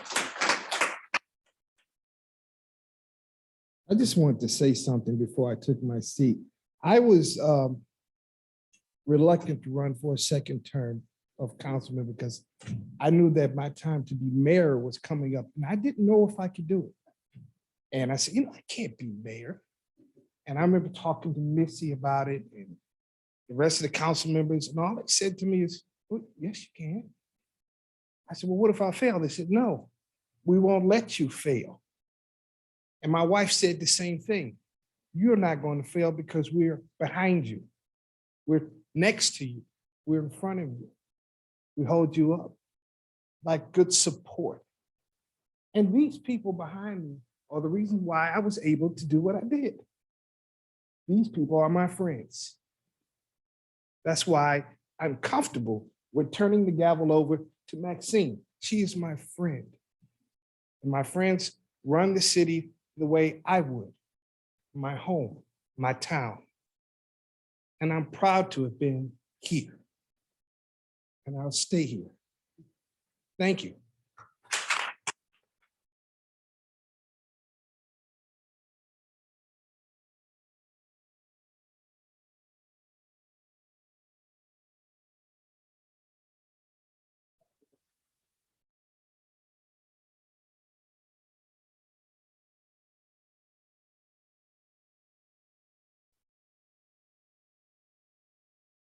Our next item is the election of the treasurer. City clerk, do you want to read that? Mayor, the current city treasurer is Mike Ferguson. He's actually been doing a really excellent job for us, and he is willing and able to serve. We haven't asked him, so I'm sure it's fine. We need a motion. Madam Mayor, I have a switch between this.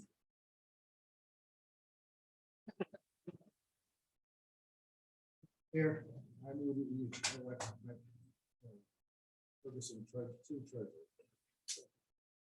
Call for the vote, please. Councilmember Waldman, Yes. Councilmember Knox, Yes. Councilmember Clark, Yes. Chairman Carl, Yes. Mayor, Yes. motion passed.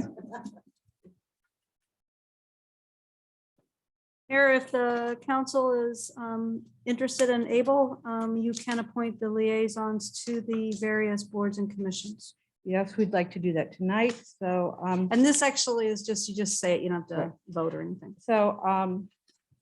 Economic Development Commission is currently the liaison is Gregory J. Gregory Carl. Are you interested in continuing in that capacity? Yes. Okay. Zoning Board of Appeals. Yes. The pension board, Yes. housing authority is that of the mayor, planning and community and design. Yes.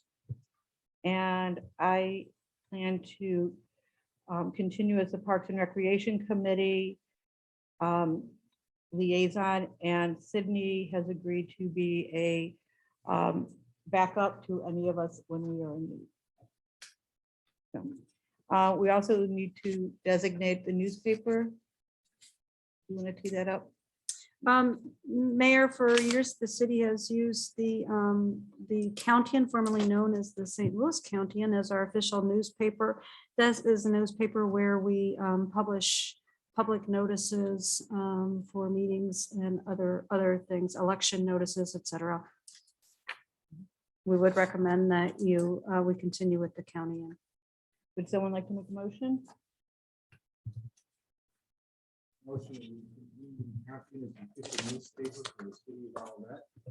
Is there a Second. second? Second. Great. Call for the vote, please. Councilmember Waldman, Yes. Councilmember Knox, Yes. Councilmember Clark, Chairman Carl, Yes. Mayor, Yes. motion passed. It's twice, okay. We'll continue the meeting with item number 11, please. Item number 11 is bill number 2974, an ordinance vacating and surrendering a 5-foot wide easement located on Lot 1 and Lot 2, Locust Grove Edition, and directing that this ordinance be recorded in the office of the Recorder of Deeds of St. Louis County, Missouri. First reading. Good evening, Mr. Trejo. Carlos Trejo, I'm the Director of Planning and Community Development with the City of Olivet. And tonight before you, the Bill 2974 is to vacate two small easements that are, of course, have some linear length to them that are part of the Locust Grove addition. They're illustrated here. They were the first two corner lots at the northeast corner of Price Road, which is on the left, and the old Locust Lane, which is would be on the bottom or towards the south. Of course, Locust Lane no longer exists. When the city adopted the rezoning and planned development district for the Olivet Gateway Plaza under ordinance 2675 in September 2019, we had a plat that identified all the known utility easements and went through a public hearing process to go through that vacation. Then, and I apologize, on the third whereas on June 22, 2019, 2021, and it's listed as 2022 on here. We adopted ordinance 2724, which vacated several of those easements that are illustrated on the property grounds. These two, I don't want to say were missed, but they've been found as they were going through title work. This process is to vacate those. They're not utility easements. They're somewhat similar to setback easements on the property grounds. They are on the perimeter, and they do not directly impact any of the street system of the city of Olivet. This item is before for first reading only. Thank you. Are there any questions? Any questions on this end at this time? Thank you, Mayor. Item number 12 is bill number 2975, an ordinance authorizing a special permit approval for indoor medical marijuana cultivation and medical marijuana infused products manufacturing at the site grounds addressed as 1220 North Price Road. First reading. Mayor, again, good evening. My name is Carlos Trejo. I'm the Director of Planning and Community Development for the City of Olivet. And tonight before you is Bill 2975, and that's to authorize the issuance of a special permit to allow indoor medical marijuana cultivation and medical marijuana infused products manufacturing at the site grounds address is 1220 North Price Road. It is one of the industrial buildings in the North Price Industrial Park area. It is zoned what we call LI, Light Industrial District. And the activities proposed, both the cultivation and the manufacturing, are permitted uses by right. And the reason we are here before the council is that the petitioner has agreed to acquire this property under the condition of obtaining a special permit. The purpose for the special permit gives the city the ability to enter into an agreement with the petitioner to adopt an odor mitigation plan. And the reason the odor mitigation plan is being put forth or forward is being proactive by the petitioner is that apparently in the cultivation process, there is an odor that is released in there. Again, that indoor cultivation process is permitted under the LID district. So how do we handle odors that could happen in any type of manufacturing or industrial process? We use the nuisance code, but the nuisance code is really to handle odors that present a public health hazard or risk. A lot of defined standards are through the EPA or some outside state or federal agency. We use the county for a lot of purposes for things that are hazardous or harmful to the public to help us detect or so. This odor is just apparently a bad odor. Sometimes it's strong, sometimes it's weak in there. The activities that were going to be conducted within this facility will be indoors. That odor mitigation plan will put in place how the petitioner will handle the architectural, the improvements, the air conditioning, the HVAC handling, and the exhaust handling of the facility. Will allow the city an opportunity to oversee that process and also allow the city to engage with a third-party consultant to assist us in that process. And I think that is a positive for the city in there. The second thing is that it will formalize a complaint procedure if a resident and or business owner and all of that has concerns or finds the odor repugnant in that. It'll require the developer to dedicate a specific line for forwarding those complaints, that those complaints are logged and kept in record, that those records are reviewed quarterly and reports provided to the city. And that if there are issues that come about, that we have the opportunity to follow up and see how those can be corrected in there. And finally, it will provide a third tier in which annually we'll review those records with a developer or petitioner and have the opportunity to have an outside consultant assist us in the review of those records and make determinations if there are tweaks, changes, or means that the developer can incorporate in the process. This did go before the commission. The one thing we stress to the commission, the city's planning and community commission, is this is a permitted use by right. The actual activities and functions are permitted in the industrial district. As a matter of fact, we have a infused products manufacturer already in one of our properties in the industrial district. But we are aware and we appreciate the developer bringing the issues and concerns regarding the cultivation, setting up standards that we can cooperate and use as an enforcement tool through the adoption of the special permit use of how these get addressed. And there are things again, I'd like to note, the use is permitted. We have users in our industrial park that do emit odors. We have a couple of auto beauty, not to name them specifically, but auto beauty detailing areas. We have a paint company. We have an infused products manufacturer in Dillman Rock Island. And we have a pet facility on Bauer Road. These properties all emit some type of odor, and it depends on the times, dates, and when they're specific. We know in the cultivation process that does do that. We had a lot of concerns from our commission as we learned about cultivation, that a lot of the issues we hear from other communities are there's a lot of communities that permit outdoor cultivation. This is not an outdoor cultivation facility. This is interior in there. And again, these standards are not written, the mitigation plan as they're proposing is not written within our code, but this will give us an opportunity to adopt it as something that we can rely on and work with the petitioner on that. The other thing, just to note, the state of Missouri did adopt or allow for medical marijuana. The standards that were noted, the 1,000 feet and all that, those are the state minimum standards. The city of Olivet chose not to, the state allowed the cities to reduce those standards if they chose to. The city of Olivet made the cognizant decision that we would not reduce those standards. So some of our neighbors allow facilities within 500 feet of a school or a church. And all of that, we stayed with the state standard, and that's 1,000 feet.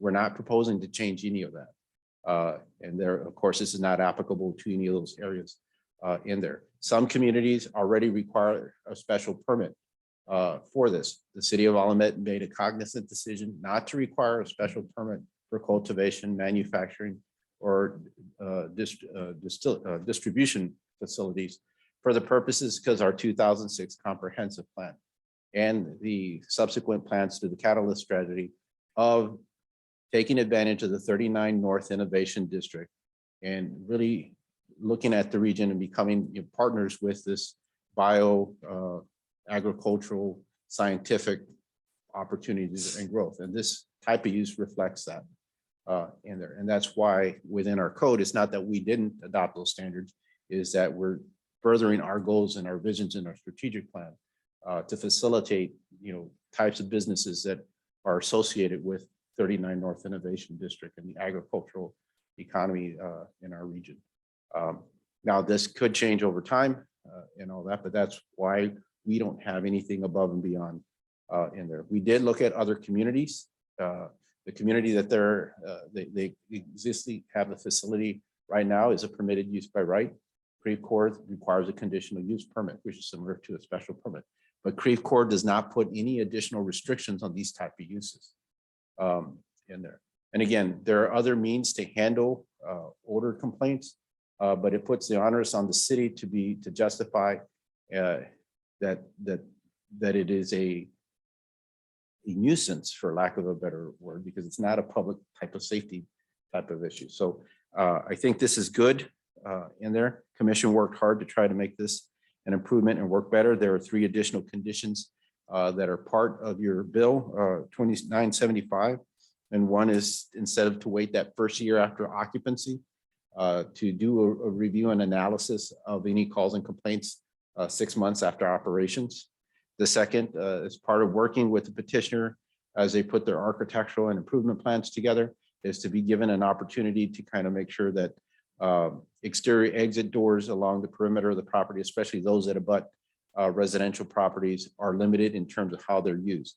There are going to be required doors on the eastern side, but because of the building code, they need proper exit opportunities in case of a hazard of some sort or so, but those can be limited in their use. So they can't be just, normal entry exit doors or doors where people can congregate just to go outside. So we can, we hopefully work with the petitioner to kind of restrict a lot of the door access along the perimeters that about the residential properties. They will install systems within the building to control and diffuse those odors. Some of it's through pressurizing, some of it is through carbon filters, and there are other means and steps that can be incorporated. We'll see how these work in there. One we heard is like the Febreze approach, that there's a way that they can shoot out a mist at the same time that the odor is coming, but then you could have the reverse effect that you get tired of the Febreze, scent as opposed to the odor. So, I think this bill is intended to, again, adopt this odor mitigation plan as a ways and a means to oversee the operations of this facility and work cooperatively with the petitioner.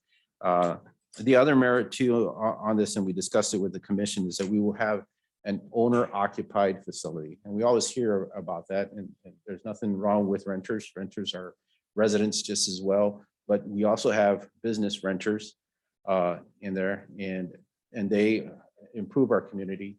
But some of our best business residents are those that own and operate their property in there. And here's an opportunity to have an owner occupied property in a facility that has been under different property managers and LLCs for over the past probably 15 years in there. So we do welcome the petitioner. Be glad to answer any specific questions. We do have representatives here because it is a special permit use.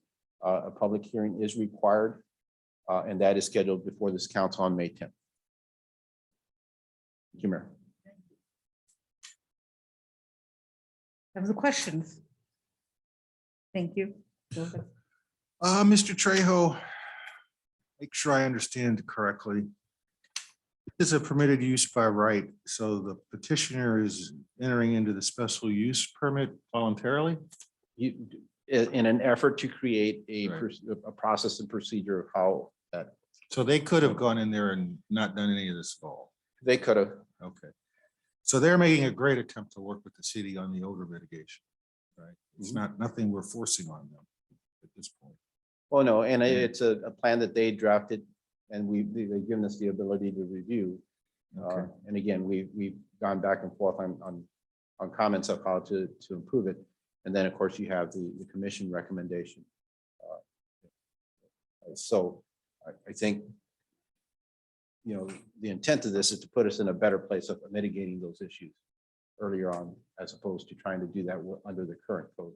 Okay. Because I do. No, believe that I would be think it's good. I think it shows concern on the part of the business that they be a good neighbor, so. That was my question. I just want to be sure I understood that.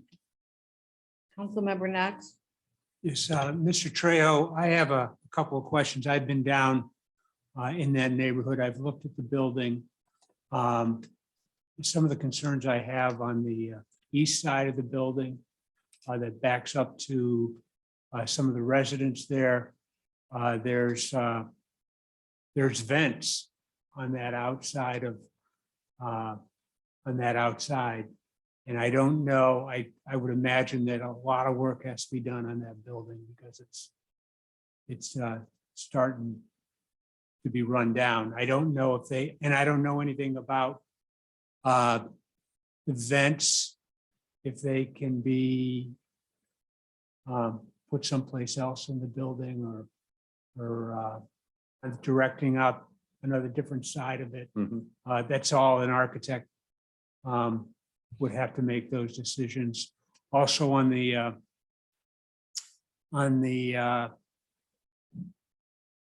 south end of the building, I know they've got some loading docks. I don't know where they're going to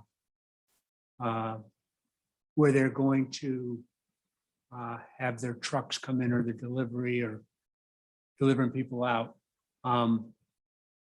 Those are some concerns that I have, along with some other mitigation of some of the odors that come from this type of business. So you could just keep that tucked in your. Absolutely. And that, again, through this plan, that gives us an opportunity to further engage with the developer. And I think to seek that outside assistance in that review, because I think that will put us in a better position than if we were just trying to do that on our own means and trying to research the information. Thank you.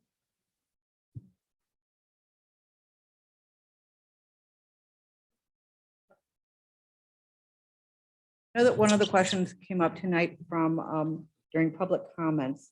And it was about the that they're talking about doing newer, bigger, better things than what they're doing over in Rock Hill.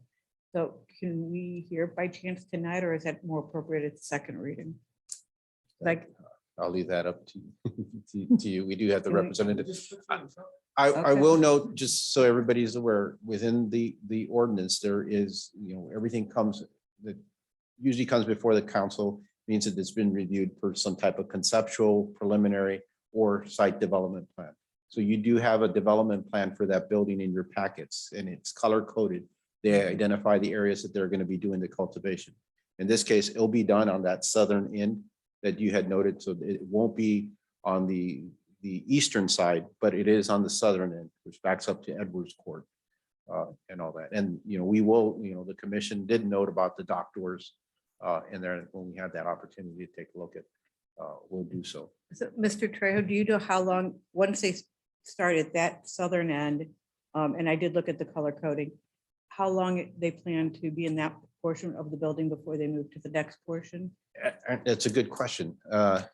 The state actually has a cap on how much they can operate in there. And that's current. I mean, just like our ordinances and zoning code are organic and they change over time, the same thing can happen here, but they do have a cap. in there. I believe in discussions at the commission level, the petitioner probably can answer these more directly. I'd say at the public hearing, but they would be looking at about 20,000 square feet for the beginning that cultivation process. Right now at the Rock Hill facility, if I recall my numbers correctly, it's about 15,000 square feet that they do with the potential capacity of up to 30,000 square feet.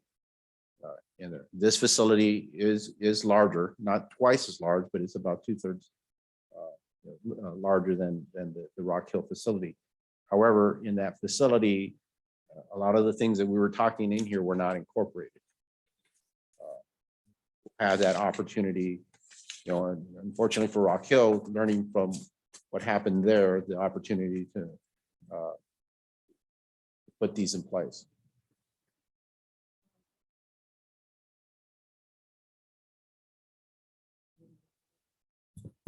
Since the proprietor is here tonight, are you comfortable coming up and sharing with us a few things? Awesome. Thank you. Could I just ask one more question, Mr. Trejo? And I've been over to the Rock Hill facility, and I noticed that some of the doors are the overhead doors. They're bricked in. They're not. You don't use all of them. And I just wanted to know how that would affect. I mean, there's a lot of loading Let's have docks. them come all the way up and then we can ask our Yeah. questions. Okay.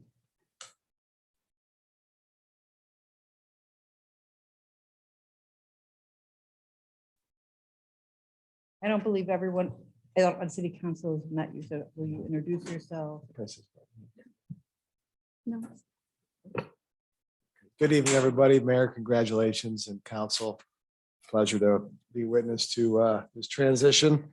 My name is John Pennington. I'm the founder and CEO of New Growth Horizons. We do business as Proper Cannabis. I'm a lifelong resident in Kirkwood, Missouri. My background is actually real estate investment and development. For 15 years, we have a real estate company called Savoy Properties. I left there day to day to run this business full time in January of 2020. We have a staff right now of about 150 employees. I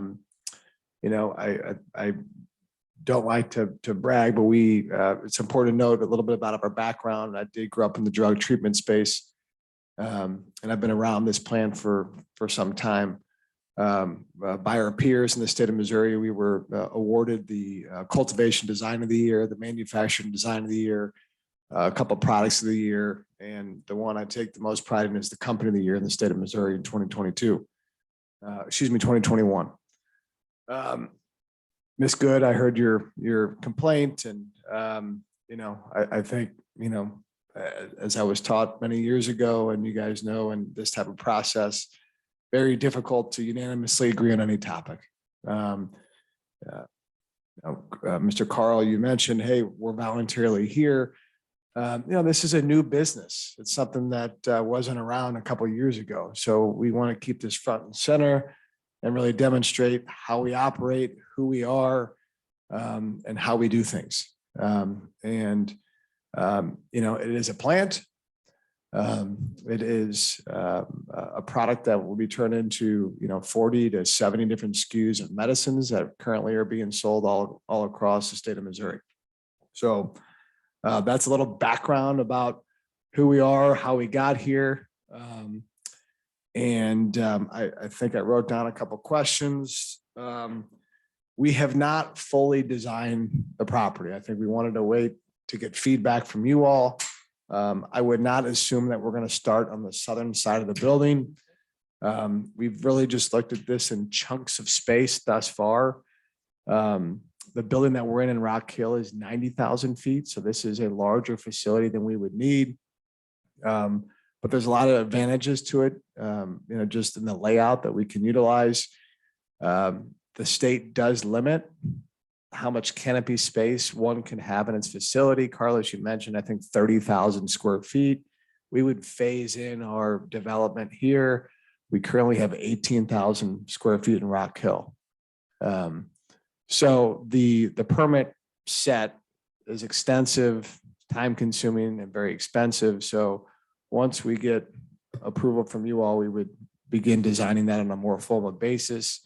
We likely would not begin construction until probably late summer into the fall, and we're talking about maybe a 9 to 10 month build out process.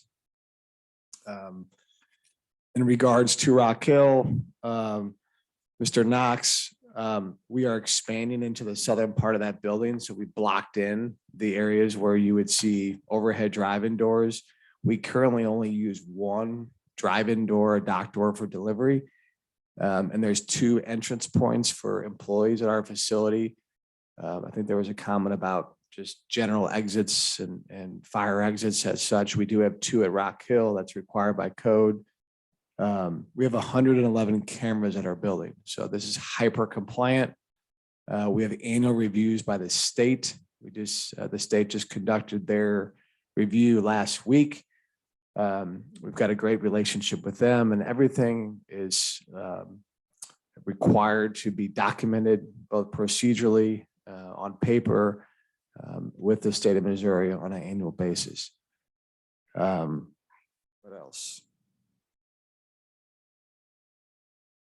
Somebody asked about where the deliveries would take place. I can't fully answer that, but I think that's part of the design phase here, that we would sit down with staff and make sure that we are coordinating with them. But again, there would likely be 1, maybe 2 delivery point. And then in regards to, the odor and the vents, that's an easy mechanism for us to make sure that we design and accommodate, the filtration process as best as we can. Ms. Mayor, I can't sit here and say that this is going to be bigger and better than what we've done. We have a great facility now. I think like any project, you learn from the past and you find ways to improve, but I'm not sure if I would say bigger and better. I think the testament of our design and company awards, I think, speaks for itself. But it will be a fun project to work with staff, and I think you'll find that our employee base will be great. Share with us just give us an example of something that you do successfully now to help mitigate the odor. Just so that it will help like people as they process between now and May 10th. Yeah, so part of our application process required and ensured that we had, proper odor mitigation systems in place. No different than any manufacturing product business, you're never going to fully mitigate it. That's why we're here, right? If this was a sea of tulips, or we were growing roses, or we were in a brewery business, you would have the same level of odors. I think because it's cannabis and it's new, it naturally is a business that draws more attention to it. So we seal all of the building openings. We limit the number of access points within the building.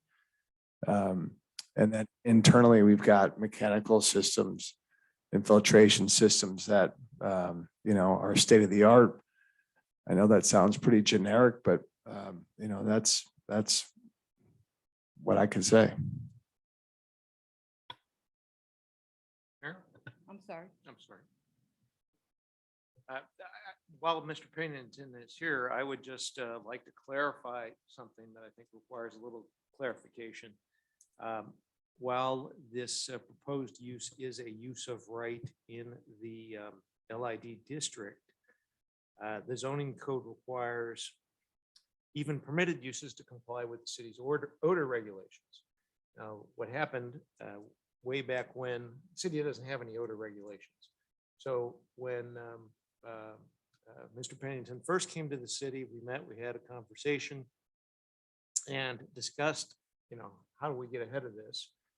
And the question was, do we investigate and adopt separate regulations to apply to this specific use, or do we try to figure out something else? And through that process, we came to the conclusion that the most efficient way, and probably the most flexible way, and the way that gives the city the most control, was to go through the special use process. And that's why we ended up going through this process. So all this is to say that while the applicant has willingly embraced that process, the special use permit, and has volunteered for it, the applicant nonetheless will be bound by the ordinance itself. And the city will have the ability to enforce compliance with the ordinance conditions. Mr. Pennington, that's a fair way to put this, isn't it? Sure. Okay. Perhaps I will take a look at the more careful look at the ordinance language and perhaps include some additional language that helps clarify that particular point.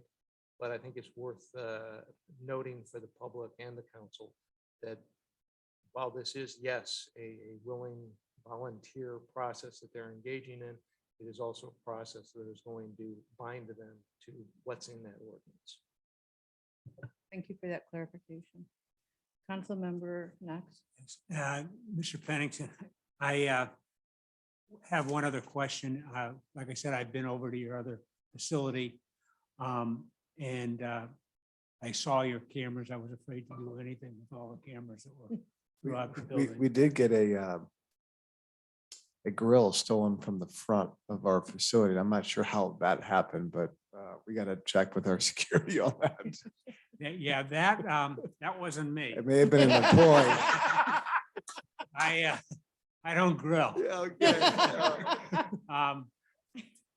But the question I have, I also know that you have security there, security guard, and they're there 24/7. Would that be the same type of thing that you would have here, or would you have to look at that? or- Yeah, I'm not sure yet. So we do have security at 24/7 at Rock Hill. We intend to keep that, but part of our ability to do that there allows us to oversee our facilities in other locations. So at this juncture, I wouldn't say that we would likely do that out the gate. These places are very secure. Guess we'll have to wait and see, but at this juncture, probably not. But if you did But have. during security- business hours, yes. Yeah, but, and do you just have the one shift, or do you have more than one shift? or- At 24 hours at Rock No, Hill. No, I mean, Oh, other employees. depends on kind of the time of the year. We typically work 365 days a year. It is a live plant, so it requires attention daily, hourly. Out the gate, we probably won't manufacture, even though it is permitted use, because we have a manufacturing facility in Rock Hill. We've had months where we've had double shifts, into the evening. But very infrequently are there any overnight shifts other than security. Okay, and then the last question, if you didn't have the actual physical security guard, our facility would still be monitored. Oh, absolutely. And it's requirement by the state. The state has full sign-in and jurisdiction over our systems. So they're required to interface with the state as well. Okay, thank you. Thank you. Councilmember Waldman. Thank you, Madam Mayor. Mr. Pennington, I received some phone calls and some comments that were expressed at the Planning Community Design Commission meeting. Spoke of the word of it's toxic. It's going to make people sick. We don't know if this is safe to emit these fumes in the air. And there were some comments with regard to skunk, smelling like skunks. Well, California lets you grow outside. Okay, so you're gonna have a skunk smell if you can grow outside. But could you address the comments that were, this is toxic, this is dangerous to breathe? Do you have anything with regards to that? Yeah, thank you for the question. I think this is an opinion of subjectivity. From a science standpoint, there's no known adverse effects based on the emission of the smell. You know, when cannabis is consumed, you know, based on the cannabinoids that it has within the plant itself, that's where the desired effect takes place on a human and biological level. You know, no different than any smell emitted from a restaurant or any manufacturing facility. You have to follow EPA standards. We do that. We have to follow OSHA standards. We do that. We have to follow the state of Missouri standards. We do that. You know, I think I was a high school teacher many years ago, and I do not want to pretend that I know this, but you know, in our biological nature, we have the ability to smell a lot of different things. I like the smell of the product. Some people may not. I can't convince them of that. But what we do is a detection that makes sure that any smell is not emitting elements that are hazardous. And we do that on a regular basis. That would be something that we would commit to. We're doing that now, and it allows us to be 100% objective about what the smell entails. But at this juncture, I would not support anybody's opinion that this has any toxic level of harm. Thank you. And thank you, Mr. Pennington, for coming tonight, and we'll see you again on May 10th. Thank you. Congratulations. Thank you. Okay, we're, thank everyone for their patience, because I know that the hour is getting late, but we have just a few more items. So if we can continue with item number 13, please. Item number 13 is consideration of surplus equipment, a fire pumper truck. Mayor, Fire Chief Steve Carmen is going to speak to you about what we're going to do with the old truck. Good evening, Madam Mayor, Council, Ms. Sondag. I would like to take time first off to thank you, the council, for approving the purchase of a 2021 Rosenbauer truck. We are very excited over at the fire department, and hopefully we'll get that in service very soon. So thank you very much for approving that. With the purchase of the Rosenbauer truck, we have 2710, and we are requesting to designate 2710 as a surplus vehicle. Sentinel Solution, who we purchased the Rosenbauer from, has agreed to purchase 2710 for a $25,000 credit in their store.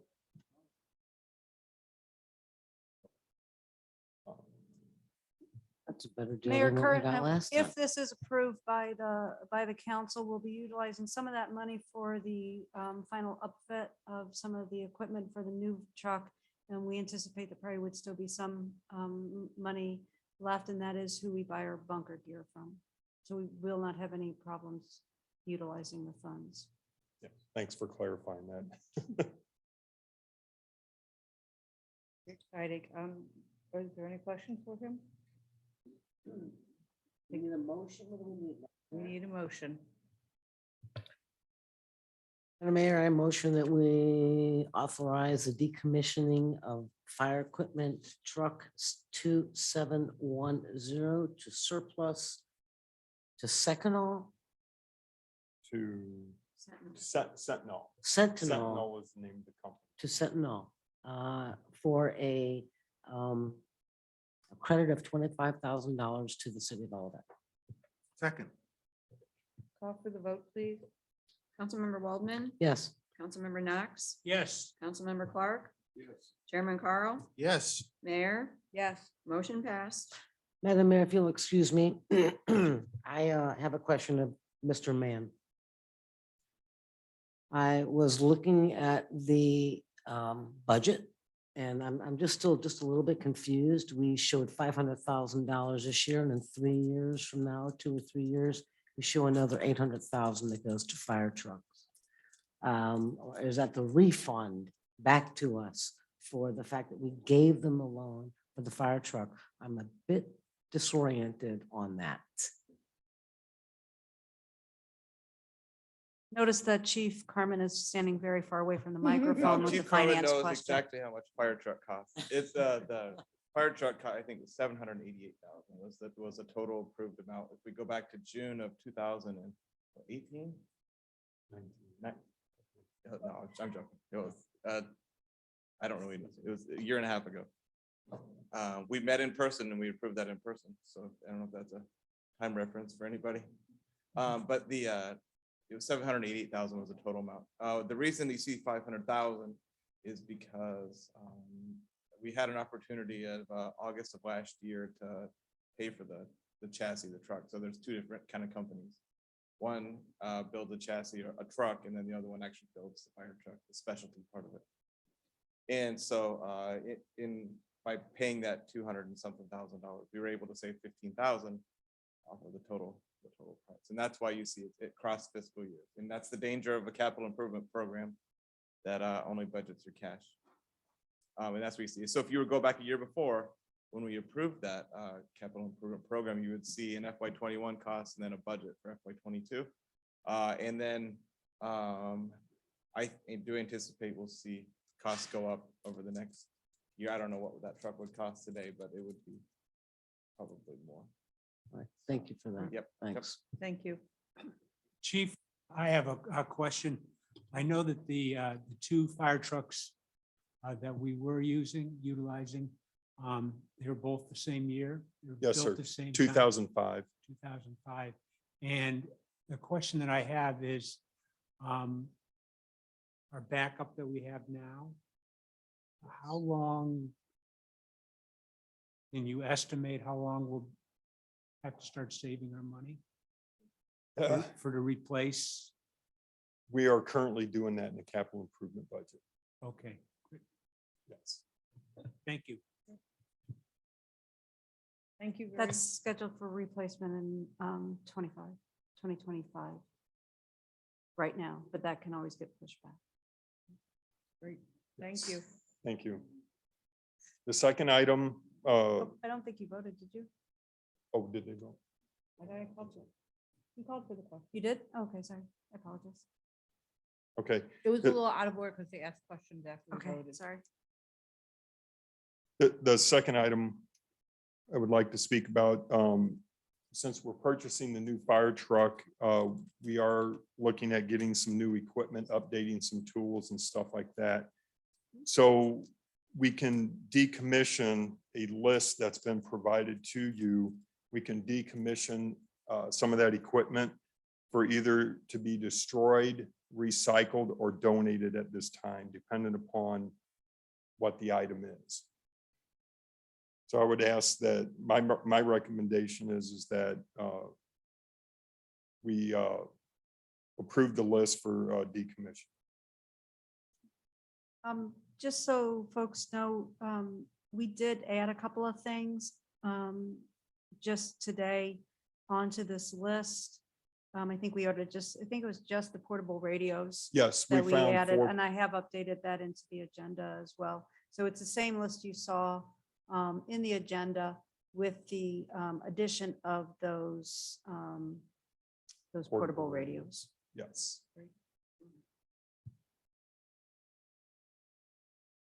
Councilmember Walden. I don't have a question. Okay. Decommission, in the past, the city has always typically donated their goods to a volunteer fire department or a very Yes. rural fire department. Most of the stuff looks like to me that it all could almost go to another fire department. Is that the intent when you identify decommission? Yes. I was going to email this list to Douglas County Fire Department in Southern Missouri to see if there's anything they could use that's on this list. Okay, okay. Thank you, Chief. Are there any other questions? I'll make a- Just- Madam Mayor, I make a motion to authorize the fire department to donate or destroy decommissioned fire equipment as identified on attachment 1. Call for the vote, please. Councilmember Waldman, Yes. Councilmember Knox. Yes. Councilmember Clark. Chairman Carl, Yes. Mayor, Yes, motion passed. thank you very much. Thank you. Congratulations. Thank you. Last but not least, item number 16. Isn't it police, No. 15? Oh, 15, I'm sorry. I already have to sit out. I was moving along.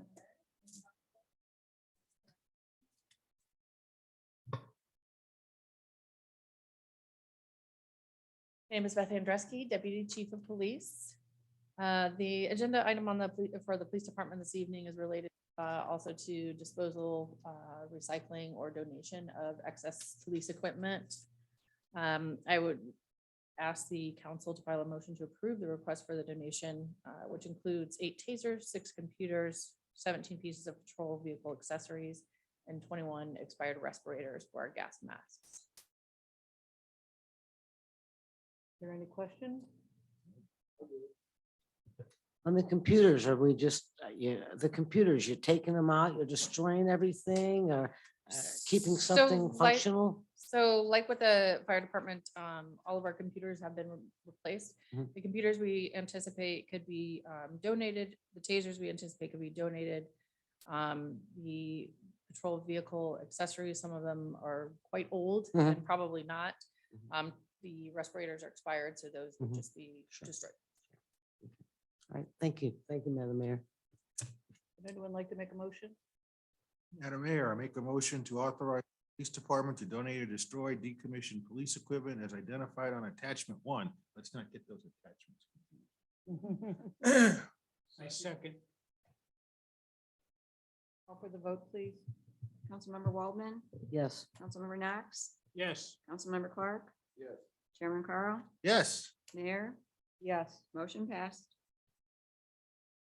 Public Works Director will be very happy to get some of our equipment out of his space. So Oh, I'm sure he will thank you. He was getting the taser. Okay, yeah, yeah, I think so. Then we have 8, so. And on. Do you want me to?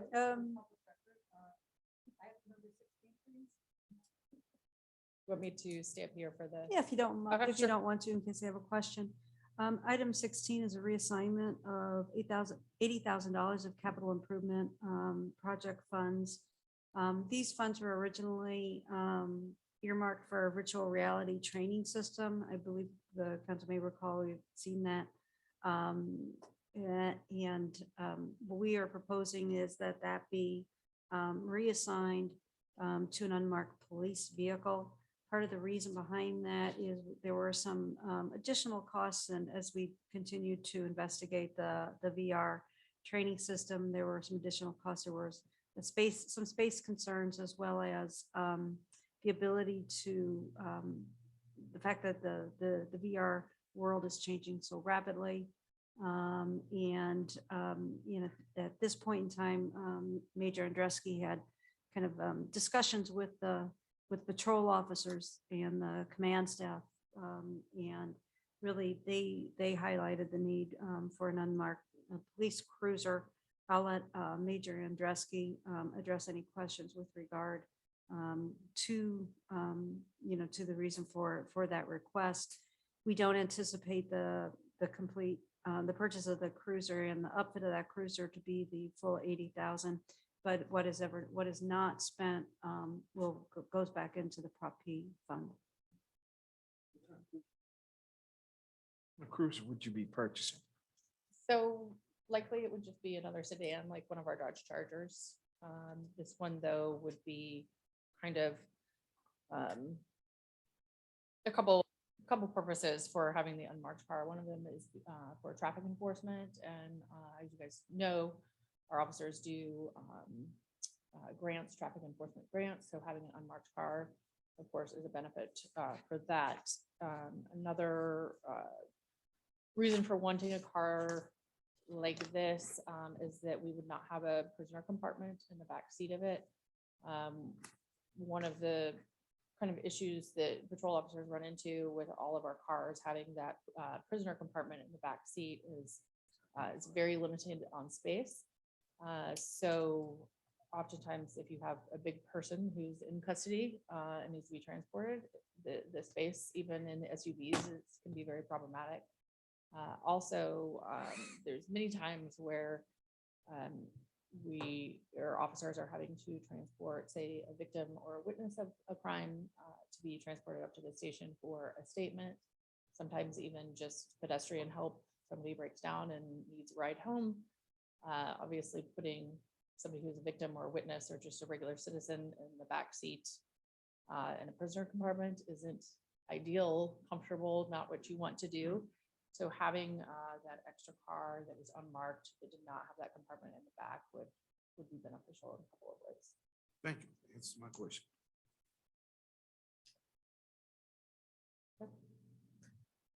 So you will not transport a prisoner at all in this vehicle? It is possible that we would transport a prisoner. So again, sometimes if we have a very large person who may not fit into the back of a car, sometimes even SUVs. If we did have an unmarked car previously in the patrol fleet. So, and if that's the case where you have, you don't have that prisoner compartment, you would have either 2 officers in the vehicle or a vehicle following because. you do All right, have that would be my extra next question. How does my police officer, policewoman stay safe if you are transporting a violator, or prisoner, or someone at risk? So if there were certainly somebody who is violent or combative, we would not use that car. Again, it would have to be supervisory discretion if they were able to use it, and then we do use those extra precautions, 2 officers or somebody following.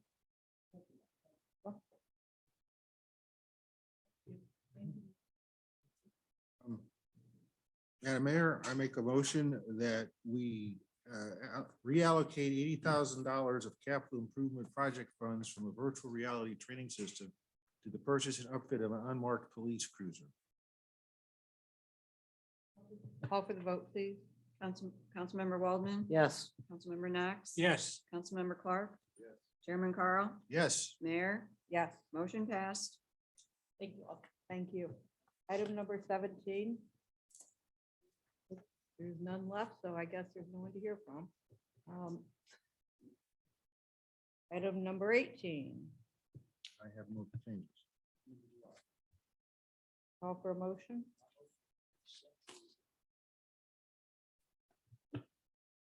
Motion that we accept the minutes as a stand. Say that right? Mhm. For April 12th, 2022. Second. All right. Call for the vote, please. Councilmember Waldman. Yes. Councilmember Knox. Yes. Councilmember Clark. Yes.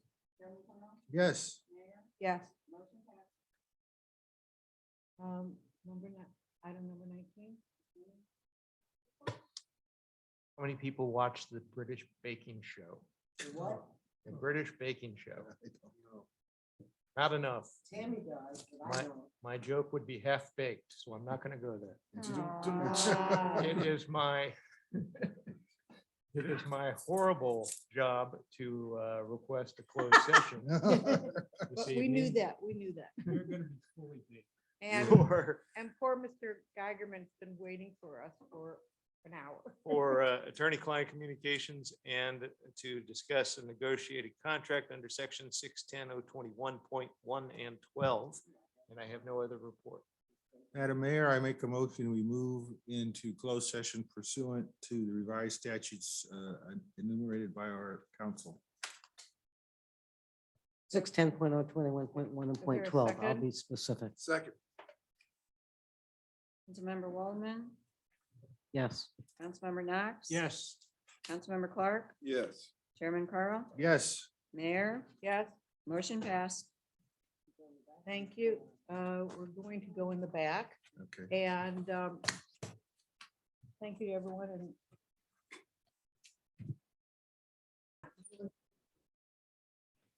we just returned from closed session. No decisions were made. May I hear a motion for adjournment? So moved. Second. Have a good evening.